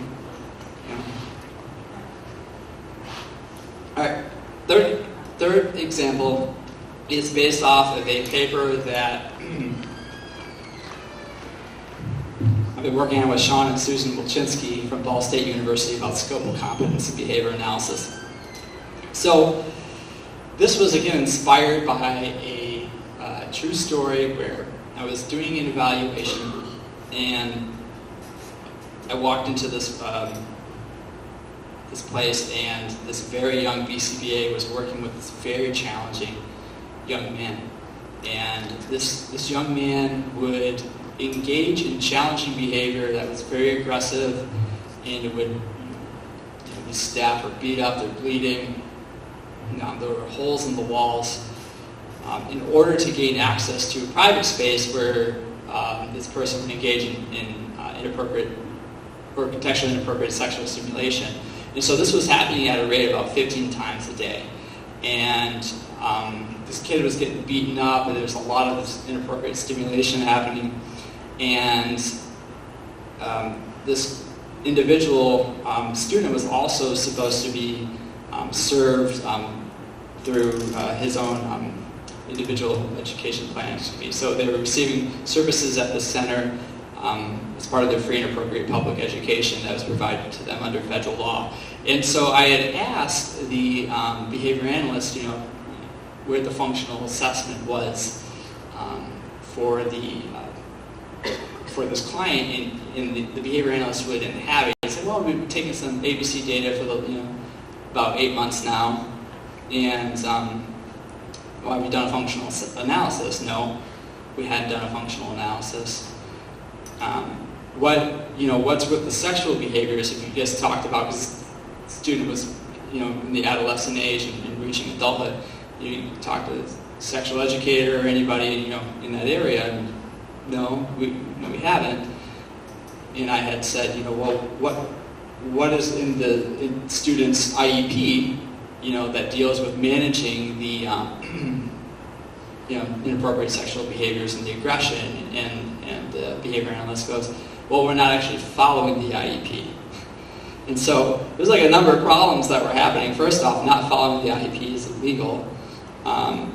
Also, this individual had not, I think, really understood the importance of reaching out and getting help to a situation in which they were clearly in over their heads, and hadn't consulted with professionals who really should be there and guiding this newly minted BCBA through this very challenging case. So as a result, I contacted Sean and Susan and said, we got to write this paper, because this is something that we need to talk about in our field here. So just to give a little bit of background about definitions about scope of competence, this is something that's often confused, so I want to make sure we get it straight. Scope of practice, behavior analysis, is going to be the range of activities that members may be authorized to engage by virtue of holding a credential or license. So if you look at the BACB task list, it's going to be a scope of practice. And I don't know if you guys have a licensure law here in Pennsylvania, but if you did, that would also talk about what your scope of practice would be as well. Now, scope of competence is going to be the things that you are able to perform to a specific criterion. So even though that we may all be BCBAs, if I'm trained heavily in the area of skill acquisition, my competency is going to be stronger in the area of skill acquisition and less in the area of challenging behavior reduction. Whereas if Sean's area of training is heavy in functional assessment and treatment, he's going to be more competent in that area than he would be in others. So we have in behavior analysis this rapid growth of the field, right? The demand for services is more than double between the years of 2012 and 2014. When you look at the market analyses, Dio, Shannon, and Fuquay talk about the growth across all the states that we're facing, and it's a very difficult thing to contain. And I think that there's some conversation we talked about earlier. There's no fault to the BACB in going towards a competency or specialty credentials I talk about. There isn't the development of or standardization of any sort of disorder-specific or setting-specific training or certification, because we're just trying to meet the basic demand for services and the basic demand for the credential. And there is a bit of a notion, and it might be underlined from maybe years before I had started, or maybe it's something that's being perpetuated in graduate programs still, that behavior analysis, which I believe that the principles of behavior are universally applicable, but we might turn that held notion into action and think that whenever we have a hammer, everything is going to look like a nail. So we have this tool or this framework, behavior analysis, and that every specific problem that arises, we think that we can solve it, and that can be pretty harmful or detrimental. So just kind of let me give you an example of why that might be the case. So I got my PhD in 2014. I have been around forever, but I'd like to think that I have some basic knowledge about behavior analysis. And so when we had moved from Indiana to Michigan, my wife and I got a golden doodle. So this is my dog Zoe. Anybody have a poodle or a golden doodle or anything? The Labradoodle, yeah. So, I don't know how well behaved your dog is. Yeah, shaking your head. So this one was pretty unhinged too with her behavior, and I thought, I'm a behavior analyst. I can get this dog to be doing everything I want it to do in no time. I've read Karen Pryor's book on clicker training. I'll be sweet, And so one of the first things that I started working on with this dog was to try to teach her to stay on the floor and to reduce the frequency of her jumping up on furniture. And again, I have a PhD in behavior analysis, and I know how to do this stuff. And so a couple weeks into my intervention, I have some data to share for you. So this is about 3 weeks into my intervention here, and you can see that my dog is doing a great job of still jumping up on the couch. And there's my dog up on my parents' vanity about a month and a half in to my intervention. So though I had the basic background and knowledge of behavioral principles, I had failed to understand, the organism-specific nuances and variables, probably setting-specific variables as well, that go into being competent in animal training. So it turns out I'm terrible at animal training, and I tell my graduate students that they're not allowed to judge my behavior analytic skills too much when they meet my dog, but I've resigned to the fact now and she just runs rampant because I don't believe I'm competent in training her. I've also, got a lot of experience in human behavior too, and I've tried some feeding interventions. Like I said, I've spent a lot of time in social skills, and I've tried some feeding interventions as well, and they haven't gone very well for me either. So this is the result of me trying to get my daughter to eat broccoli. And you can see that the broccoli is everywhere but in her mouth there too. So that was funny on the plane. It wasn't funny here. Or maybe it's just like late, that's why the joke isn't landing. So, again, to emphasize that I have the specific training, but it's not generalizing to these other areas because I haven't, had the necessary experiences to be successful. And I'm more serious about the dog training than I am about the daughter one, but I've got evidence here to suggest that my feeding intervention was terrible. So we might treat clients outside of our scope of competence for a few reasons. We have this massive demand for services where we can't keep up. We've got people knocking on our doors wanting to come in and receive this thing that they call behavior analysis that they hear is successful. And when we refer, if we refer or to decline clients, that's a loss of revenue for our organization. And also, behavior analysts might not receive training on how to identify areas of competence. And so that might be that our university training programs don't focus on that. It might not be that maybe perhaps there isn't enough emphasis in the task list to give instructors the motive to talk about this. I know that there's the code in the BACB code about operating within one scope of competence, but it can be overlooked. Again, I think just having it listed there isn't necessarily an agent for behavior change, because if it were, again, I don't think that we'd be here having this conversation. But we engage in behaviors that are out of our area of competence: harm consumers, result in loss, litigation, loss of funds, again, all the unethical things that we don't want to do. When we are misusing funds and inappropriately billing for insurance, we're costing the taxpayers $400 to $700 a year in increased premiums. We're taking time away from instances where clients could be receiving more effective treatment from more effective providers. And again, this is incongruent with the BACB code. So until the field, which I believe in this is a pitch for, I guess, 5-10 years down the line, can come up with guidelines for competency areas. It's going to rely on us as the individual practitioners to identify our own areas of competence. Okay? No one is more knowledgeable about our area of competence than ourselves, because we are aware of our own learning histories and the experiences, the courses, etc. that we have been exposed to. So we need to become aware of our own boundaries of competence, and if we are operating outside of them, we should stop, receive additional training, or refer. And so how do we go about doing that?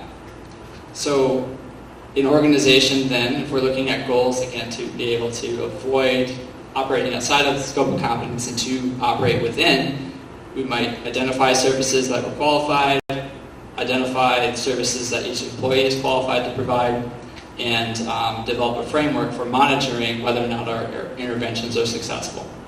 And if they are not, then how are we responsive to lack of treatment success, either through referral or through receiving additional training?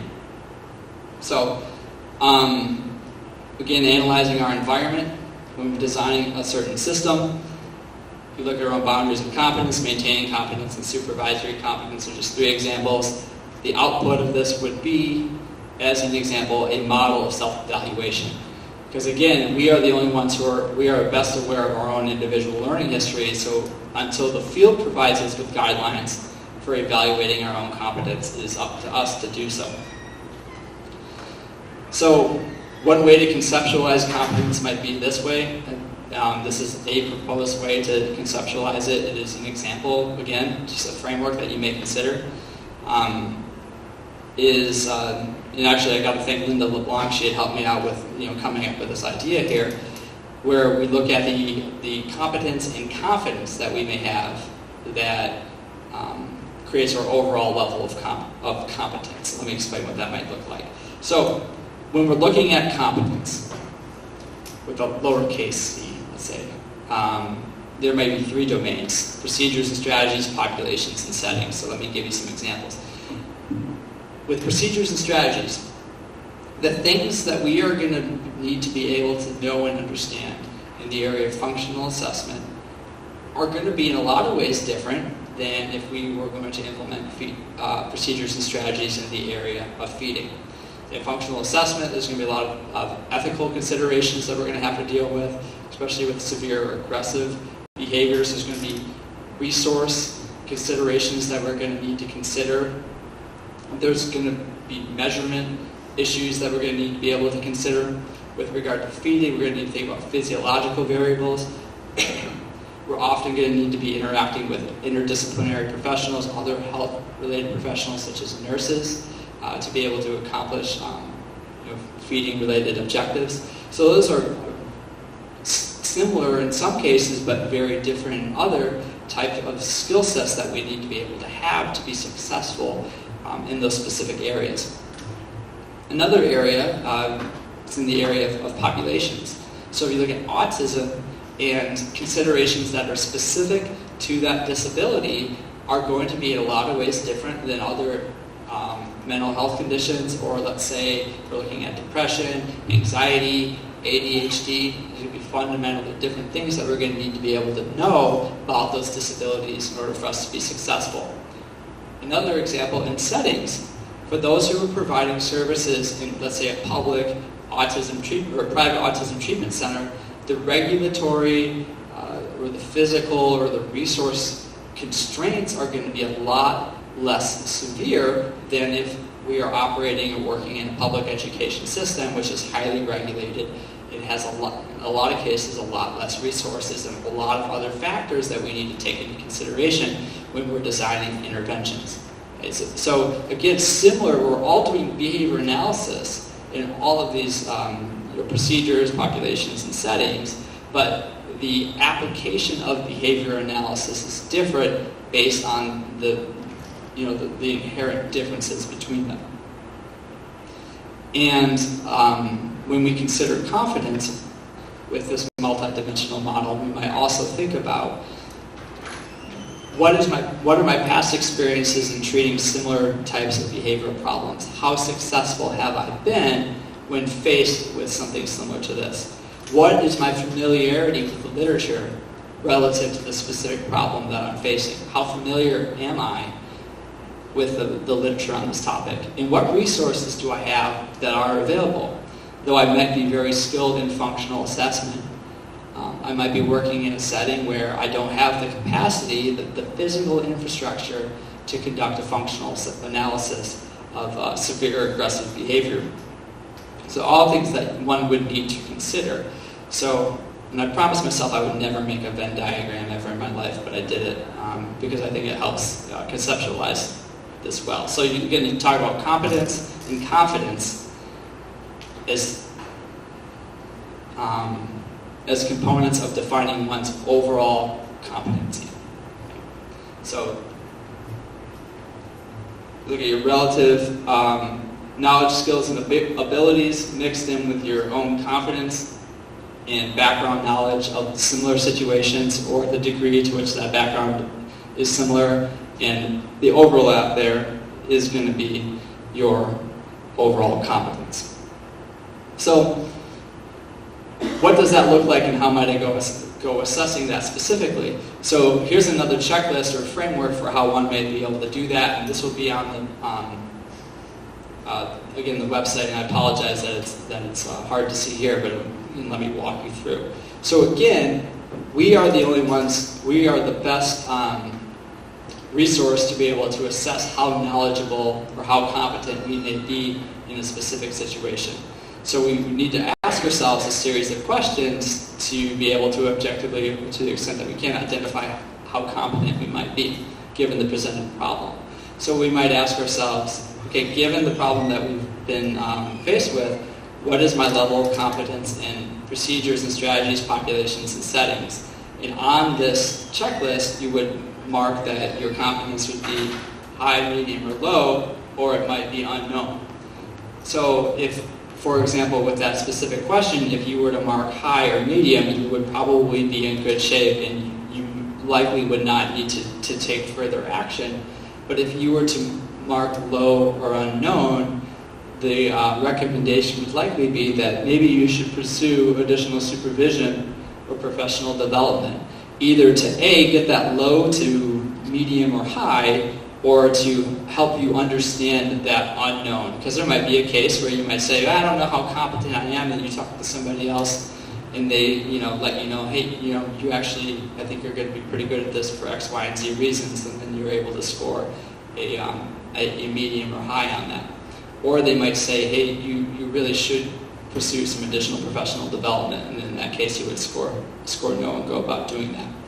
So in this framework of self-evaluation, then you would ask yourself the same questions for populations and settings. Question 2 would ask, what is my level of confidence in treatment success based on my past experiences, familiar literature, and available resources. And then finally, question 3 is designed to serve as a buffer of overconfidence, so to prevent an overconfident behavior analyst from, let's say, like a false positive of competence, so to speak. So this question asks, how similar is the current behavioral problem in the context in which services are delivered to my past experiences, my previously available resources, the characteristics of the participants in the relevant research, and the conditions described in relevant research literature. And so all of this taken together, the behavior analyst would then rate his or her own competence, as high, medium, or low. And each question's answer might be weighted differently depending on the circumstance. Again, this is something that is a framework. It is not absolute. It's a general guideline for something that you may use to evaluate your own scope of competence when given a presented problem. And the thought would be that you would only answer this final question to identify your own relative level of competence after you've scored each as either high, medium, or low. If you had scored it as unknown in any place, that you would seek additional professional development to understand. So, again, it's just an example, it's just a framework, it's just an idea for how you might go about doing that. I'm not aware of any other frameworks for how we may do this in behavior analysis, but as I mentioned, the outcomes of operating outside of our own scope of competence are pretty terrible, and the demand for us to do so are pretty salient.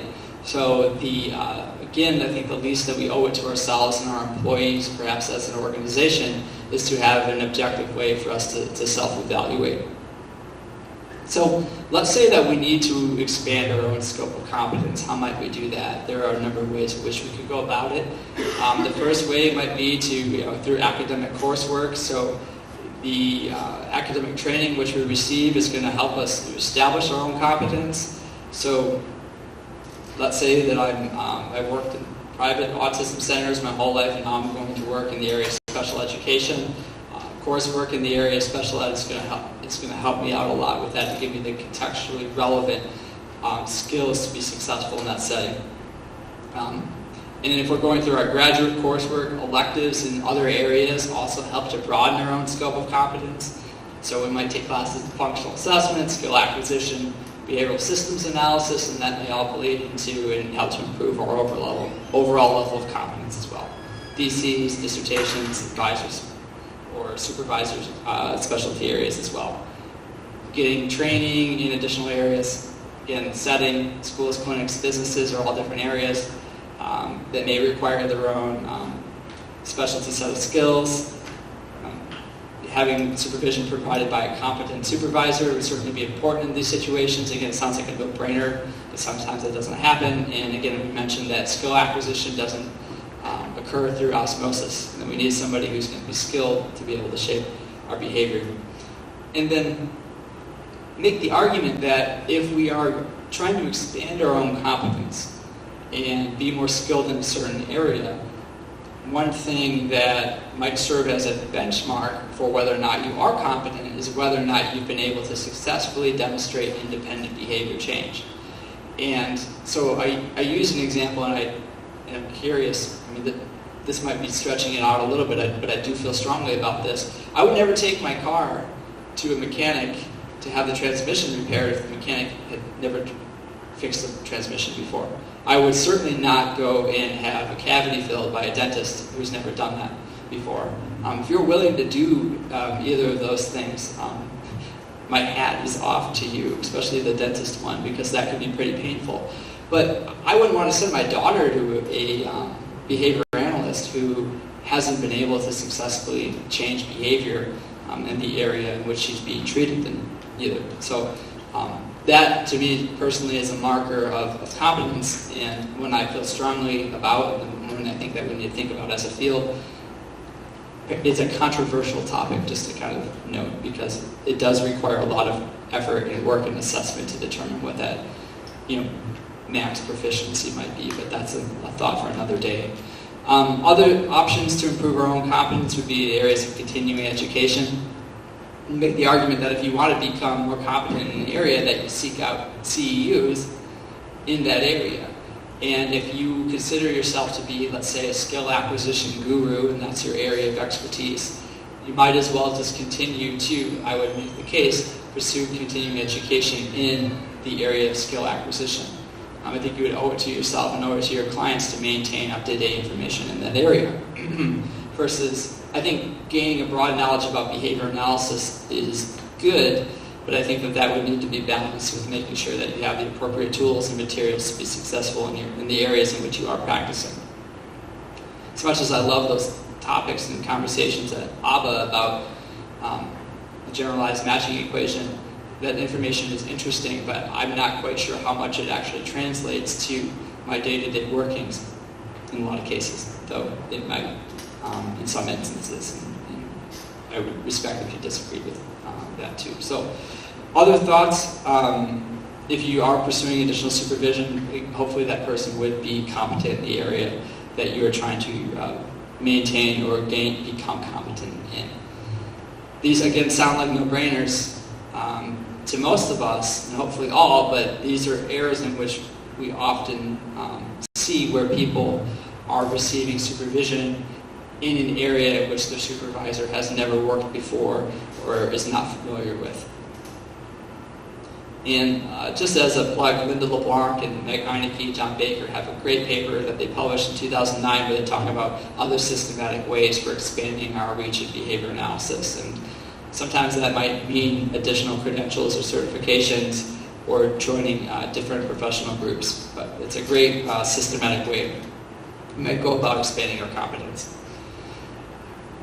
And then finally, in terms of an organization measuring the success of its own self-evaluative frameworks and whether or not it's taking the right measures to ensure that clients are placed with the most competent behavior analysts that are available, one course of action that an organization may take is to, in addition to the general supervision that the case would receive over time, is to evaluate the outcomes with a specific question in mind of whether or not maybe a lack of desirable outcomes might be due to the relative skills of the individuals who are providing that treatment.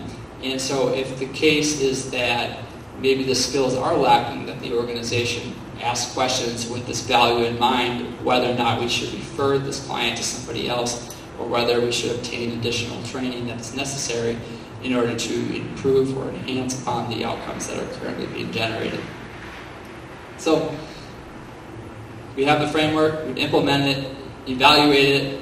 How would we do that? Independent program evaluation is a great way to do so. So we might have experts come in and evaluate our data, our procedures, and the implementation of it all and evaluate that from their own professional perspective. We might ask ourselves, how often do we seek additional training? What are the results of the additional training? Does that result in an improved performance of our employees, which then improves the behavior of the clients? And then how often do we have to refer clients to other providers as well? When I was going out to grad school in Utah, there was this very, let's say, contentious relationship that some providers had with one another, where individuals were not willing to refer people to other businesses because of what other types of bad things that happened in the past, or maybe the egos again amongst the adults that were getting in the way of the good decisions that needed to be made. And so again, I ask that when we're thinking about referrals and we ask ourselves, are we really the best case in town? Because many of us do believe, and oftentimes it is true, that we are the most qualified people. That if we do believe that we are the most qualified people, that we're coming to that conclusion in an objective manner, and that we're not just doing so because of all of the things that we've heard about this place in the past that we really don't know are true. And just to make assumptions, gross generalizations, again, about a place without having all the information, again, seems antithetical to what it means to be a behavior analyst. So just kind of a thought there. So just an opinion upon which I have many, I guess. So then we would, as we evaluate, we would revise until we reach our performance objectives. So to or to bring about this third example here, I ask that you consider scope of competence, part of your treatment, and training and supervision that you provide, and that you instill this value of self-evaluation upon your supervisees for them to understand in as objective as a way possible his or her own scope of competence. To be able to be willing to say, hey, I need more help, I need more training, I need more supervision because I might be in and over my head. Or to be able to say, you know what, I really don't think that we're capable anymore of handling this person. We need to send them off to somebody else who would be better equipped to serve this person.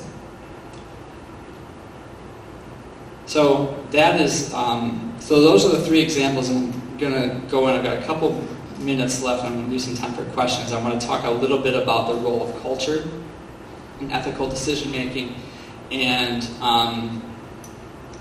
I want to make a plug. Nancy Rosenberg and Eileen Schwartz have a great paper that's going to be coming out here, I think, towards the end of the year, that talks about the nuances of culture and ethical analysis, and it's going to be published in Behavior Analysis and Practice, and I encourage you guys to keep an eye out for it because it's a really spectacular commentary, I believe, that challenges a lot of status quo assumptions that we have as a field. And so anyway, I'm going to try to do that justice here, but their paper is great, so keep an eye out for it. So there has been a, long story short, I believe to be a lack of detail paid to culture in our assessment of ethical considerations, and there's been statements made, and I've heard this before, that culture of our clients does not matter, and I believe that to be incongruent with what it means to be culturally competent, and I also believe that it is incongruent with what it means to be a behavior analyst, because culture is a big part about what we do and has a large scale effect on human behavior. Skinner talked about it extensively in Science of Human Behavior, evolved into Selection by Consequences, another one, Skinner in 1981, where he talks about the role of culture as being integral in selecting human behavior. George Sugai has an excellent definition of culture where he mentions that it is defined as the extent to which a group of individuals engage in overt in verbal behavior reflecting shared behavioral learning histories, serving to differentiate the groups from other groups and predicting how individuals within that group act in specific setting conditions. So again, this goes back to understanding the learning histories of a group of people and to be able to differentiate between them and then predict how they might behave. It is not to make gross generalizations. It is about understanding the environment in order to make inferences about behavior. And this is, all comes down to analysis of the social environment. Skinner talked about it, back in the day in the 50s.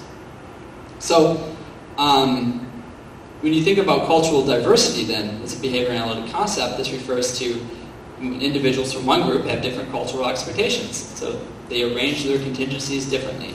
And as a result, they reinforce different responses than individuals from another social group. So they have different reinforcers, they engage in different behaviors as a result of how they've arranged their own contingencies. So why does this matter? Because it's ignored, in a lot of ways in behavior analytic journals, when we look at the extent to which our journals report the language backgrounds, big cultural factor in language acquisition research. They don't.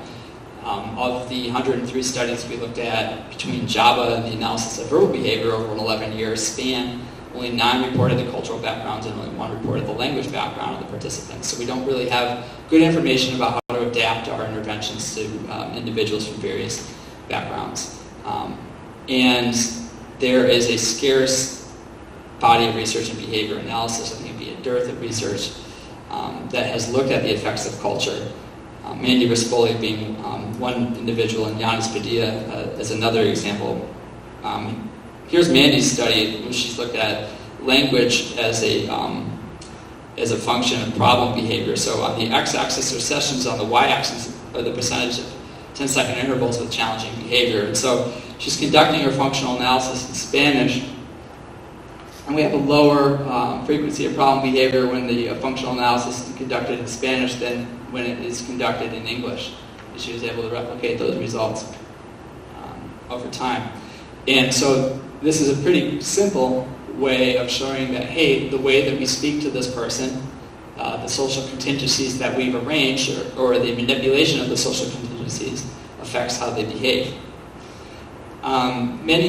When we think about culture at a broader scale and not just language, when you think about culture at a broader scale, I think that this quote is very helpful, where Bowling had noted in 2002 that it is difficult for people in the U.S. cultural mainstream, including researchers, to believe that there are any assumptions other than their own about how the world works, what a, quote, person is, how we function, how time works, what feelings are, how to use language, what the goal of life is, how people interrelate, how and where it is appropriate to show feelings or to seek help, and the like. Most damaging would be the assumption that the mainstream clinician is neutral and only the cultural differences of the clients need to be dealt with, and that it is only a two-way street. So the point here being that it is damaging to think that we are an unbiased individual in the behavior change process when it comes to culture. That at the very least we need to understand our own cultural biases and how those may intersect or interfere with the clients that we serve. Here are some examples. Different sets of parental behaviors coexist in different cultural contexts, leading to culture-specific parenting. Parenting styles that are culture-specific lead to distinct behavioral consequences, meaning importance given to parenting in general, and expectations of parental control are, again, culturally influenced. So I don't know how many times I've banged my head against the wall because I'm having a hard time getting parents to adhere to my intervention. In a lot of cases, it could be a rather short-sighted bit of frustration because there's a lot more to it than me just having the value that the parent ought to adhere and that therefore they should. Parenting is something that is heavily culturally influenced. So general recommendations, and this is a very surface level recommendation where we as ourselves as behavior analysts need to develop the cultural awareness of the cultural values of our clients. In a paper that Sean and I published back in 2016, we provide a lot of examples of assessments for how you might go about doing that. As another example, French parents believe that table manners are the essence of the culture. In Japan, many children will leave the table during a meal, and it is acceptable in certain settings for them to run around, even in restaurants. And I give an example of how, when I first had Christmas dinner with my wife's family back when we first started dating, when I grew up, we all sat at the Christmas dinner table, and no one was able to leave unless my father excused them, and we always ate all of our food without complaining, or else there would be consequences for that. But in my wife's family, the kids are running around, they're crawling underneath the table, they don't want to eat their turkey, so someone's heating them up macaroni and cheese in the microwave, and I'm just going, what the heck is this? This is completely incongruent with my worldview. But then I realized that my worldview was just that, it's my own, and this was her own worldview, and that we needed to find a way for those to converge if we were to continue to have a successful relationship. So now I just let it go when the kids scream and cry and eat the microwave macaroni and cheese. Then I might actually steal some of the macaroni and cheese too. And so this is one that we always talk about with culture, and I'm sick of talking about this stupid gift thing. I'm just laughing because it's funny. But I want to make a point. And there's been the need to compensate and reduce multiple relationships that occur is certainly critical, and we need not have multiple relationships where, so for example, I'm a therapist and then I'm also a friend, and those dual roles affect my judgment, which is what I believe that the BACB code 1.06 is intended to prevent. It provides a very clear black and white picture about how gift giving and receiving creates multiple relationships, so don't do it because we don't want to go down that road. The argument is that this is culturally insensitive, in that there are other codes in the BACB guidelines that state that we need to consider the culture of the people that we serve, and act in the best interest of their client. And there are cases where I think you can make a legitimate argument where accepting a gesture of gratitude from somebody acts in the best interest of the therapeutic relationship because it builds trust, and it's also acting in ways that are congruent with that family's culture that helps them allow themselves to be more comfortable with you being in their home or presence than they would otherwise be. And so if anything, we're stuck in this ethical dilemma of do we not accept the gift and stay true to this BACP guideline and violate the one that says we need to respect culture, or do we respect the culture and accept the token of gratitude and we violate the gift. And so I feel like this has resulted in like 20,000 ABAI presentations about whether or not we should take a glass of water, so I'm not going to go on and on and on about it. But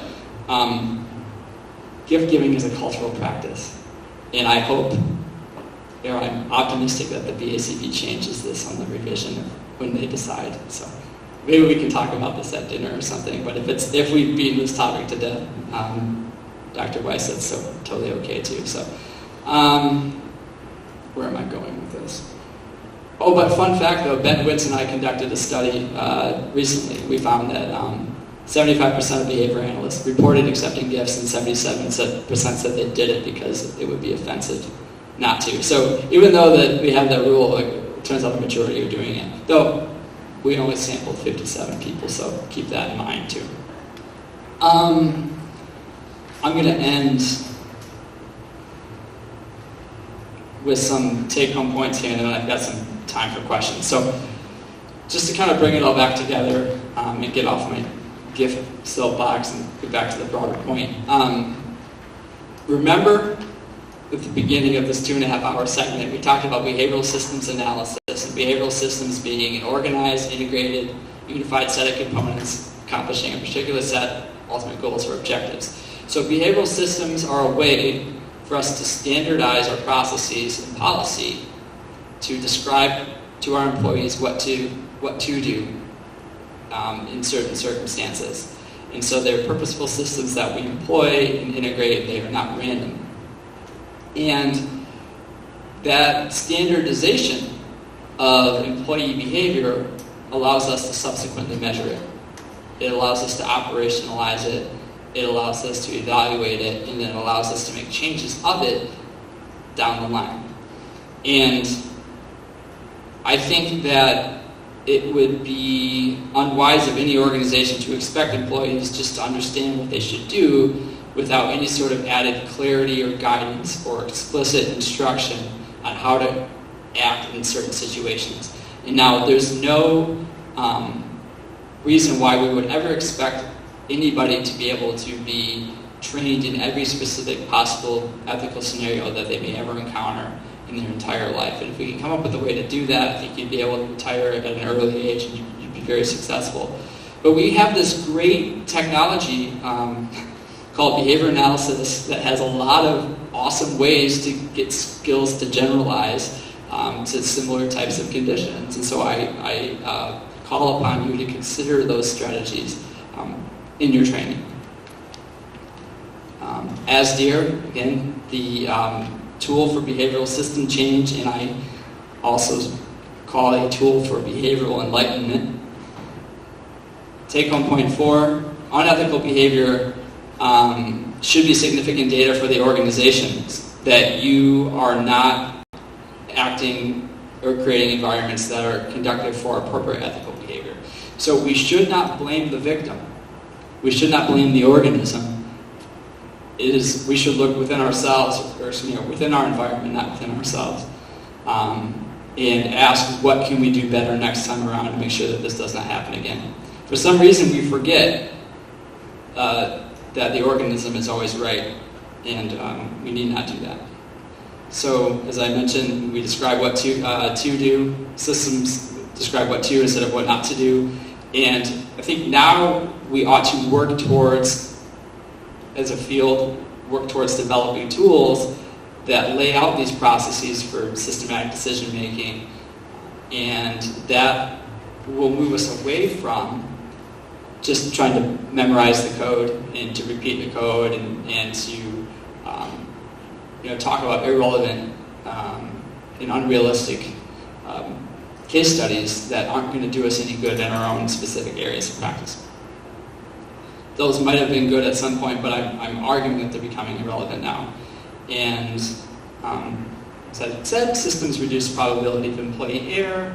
They allow us to evaluate outcomes. And I ask that you consider the role of culture and the importance of the values of your clients.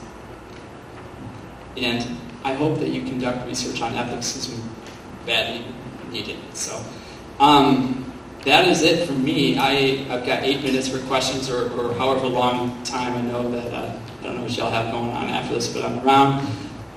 Please send me an email if you have any questions. I'm happy to talk. And also, again, the website here has all of the materials that I presented today, most of the citations, and if there's something that's cited in the presentation that I didn't list, please let me know, and I will find it for you.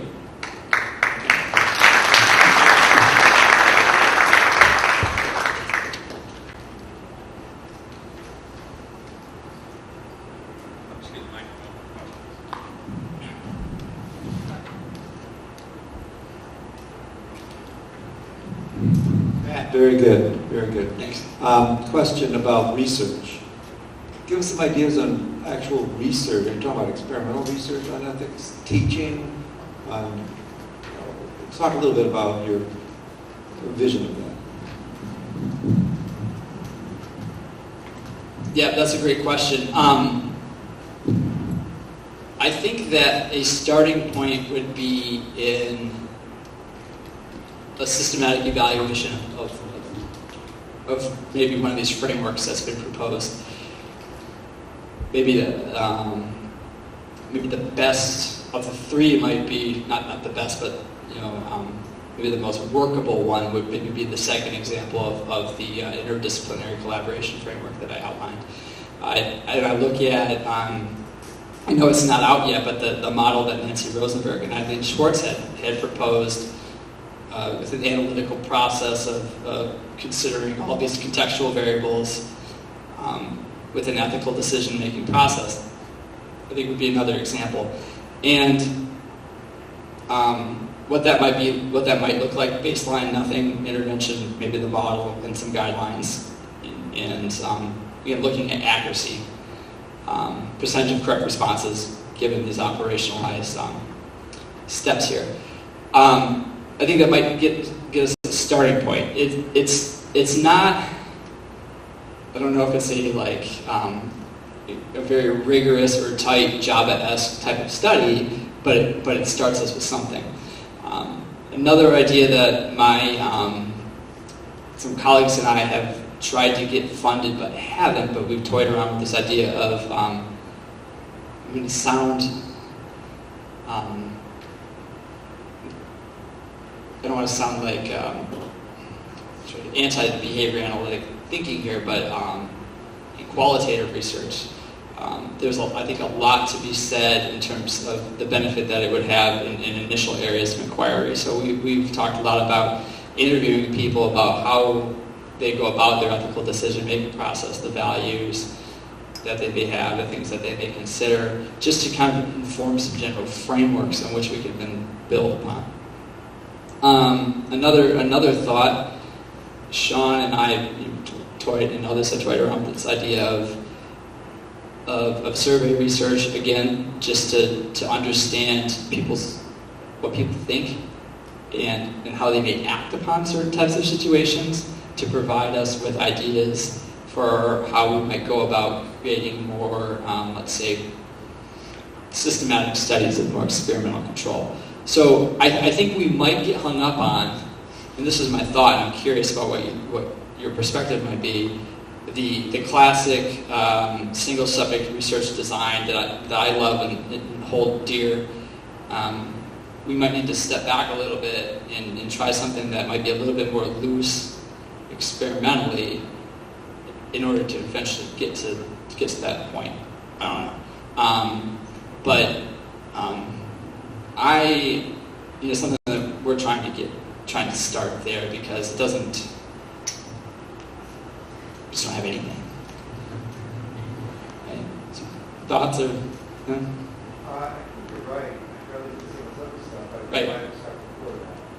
And they're a little difficult. Risley 87 said don't get too hung up on design. Develop a design to answer the question. Right. So I think that gives you some flexibility in not doing the standardized within subjects. But yeah, we have to do research, and it's certainly true. Right. Yeah, and I think that, and I know you're well aware. I mean, there's nothing, and I think that people would be really receptive to anything. And I would hope that an initial inquiry would inspire others, because there's just a few people who I think are talking about this, where they're great minds, but it would be great if there were more. That would be adding to the conversation. I keep on talking about functional analysis as an example. I mean, there's a ton of people who are studying that. Brian had his the 82 paper, and then you've had all these wonderful people, Dave Wacker being another individual, and others who have gone in and have looked at modified, and there's been this great conversation that's taken place. Boy, would it be great if we were doing that.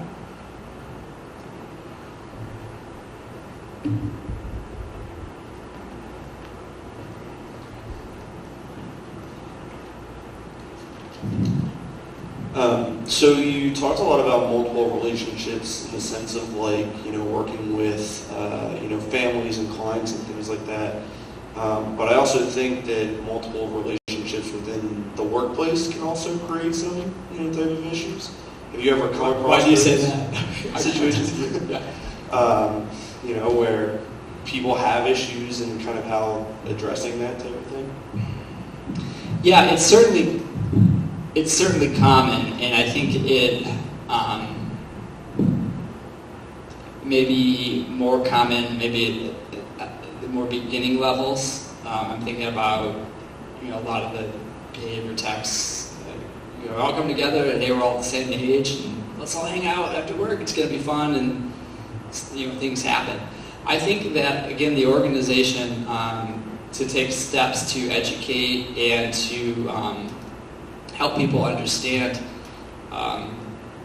the problems that multiple relationships can cause and the strain that it might have on the therapeutic process. I think that one of the things that my students and I are working on right now is a framework for conflict resolution. So I think it's completely unreasonable to say, hey, you guys should ignore one another. You're working together, don't talk to each other. I think it's important to have camaraderie, to have a bond, and to feel empowered to come in and work, and then sometimes let loose, right? But let's say something happens and things begin to become weird. The sooner that those can be resolved in an amicable way, and systematically, that don't flame up or create blowout arguments down the line, I think are going to be helpful. So again, an antecedent way to at least, okay, here's when you might know when this relationship might be interfering with what we do, and here's how we might deal with it. Now, there are going to be other things, such as, I know some organizations have policies about dating people that you work with and so forth, and those are going to be, I think, pretty clear-cut. And in a lot of cases, I recall some organizations that I'm familiar with have just consulted with lawyers and things, and it's just the way it is. If you date somebody, you need to disclose it, and if not, you're fired. So, it's at that point, I always suggest that check on that with the legal counsel, but for things that aren't so black and white as that, and I think that, we would at least hopefully provide them with the tools to be able to recognize when there might be a conflict and how they would resolve it. Does that answer your question? Yeah.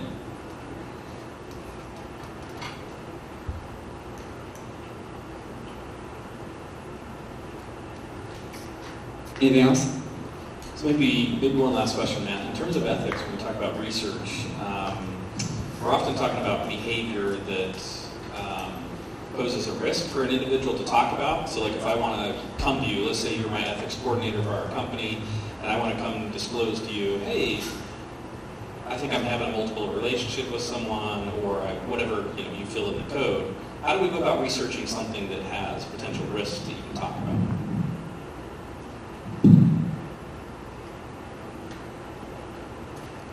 Man, did you have to ask that question?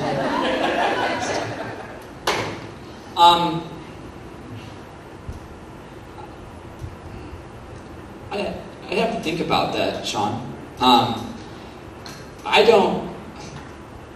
So if I were to, just thinking purely as a researcher, I would probably not start there because it's so complicated that the nuances of the simple things I don't think have been worked out in behavior analysis. So I think that'd be too risky because a lot of the more basic things might be unknown. But I think from a practical perspective,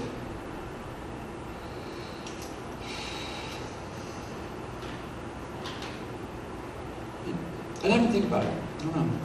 And I'd be happy if others want to weigh in. That might be a dinner conversation. But I can't wait until you give a presentation next time. I'm going to throw a curveball at you. But I don't want to sit here and pretend like I know the answer to that because I'm just going to admit that I'm not quite sure. I'd have to think about it.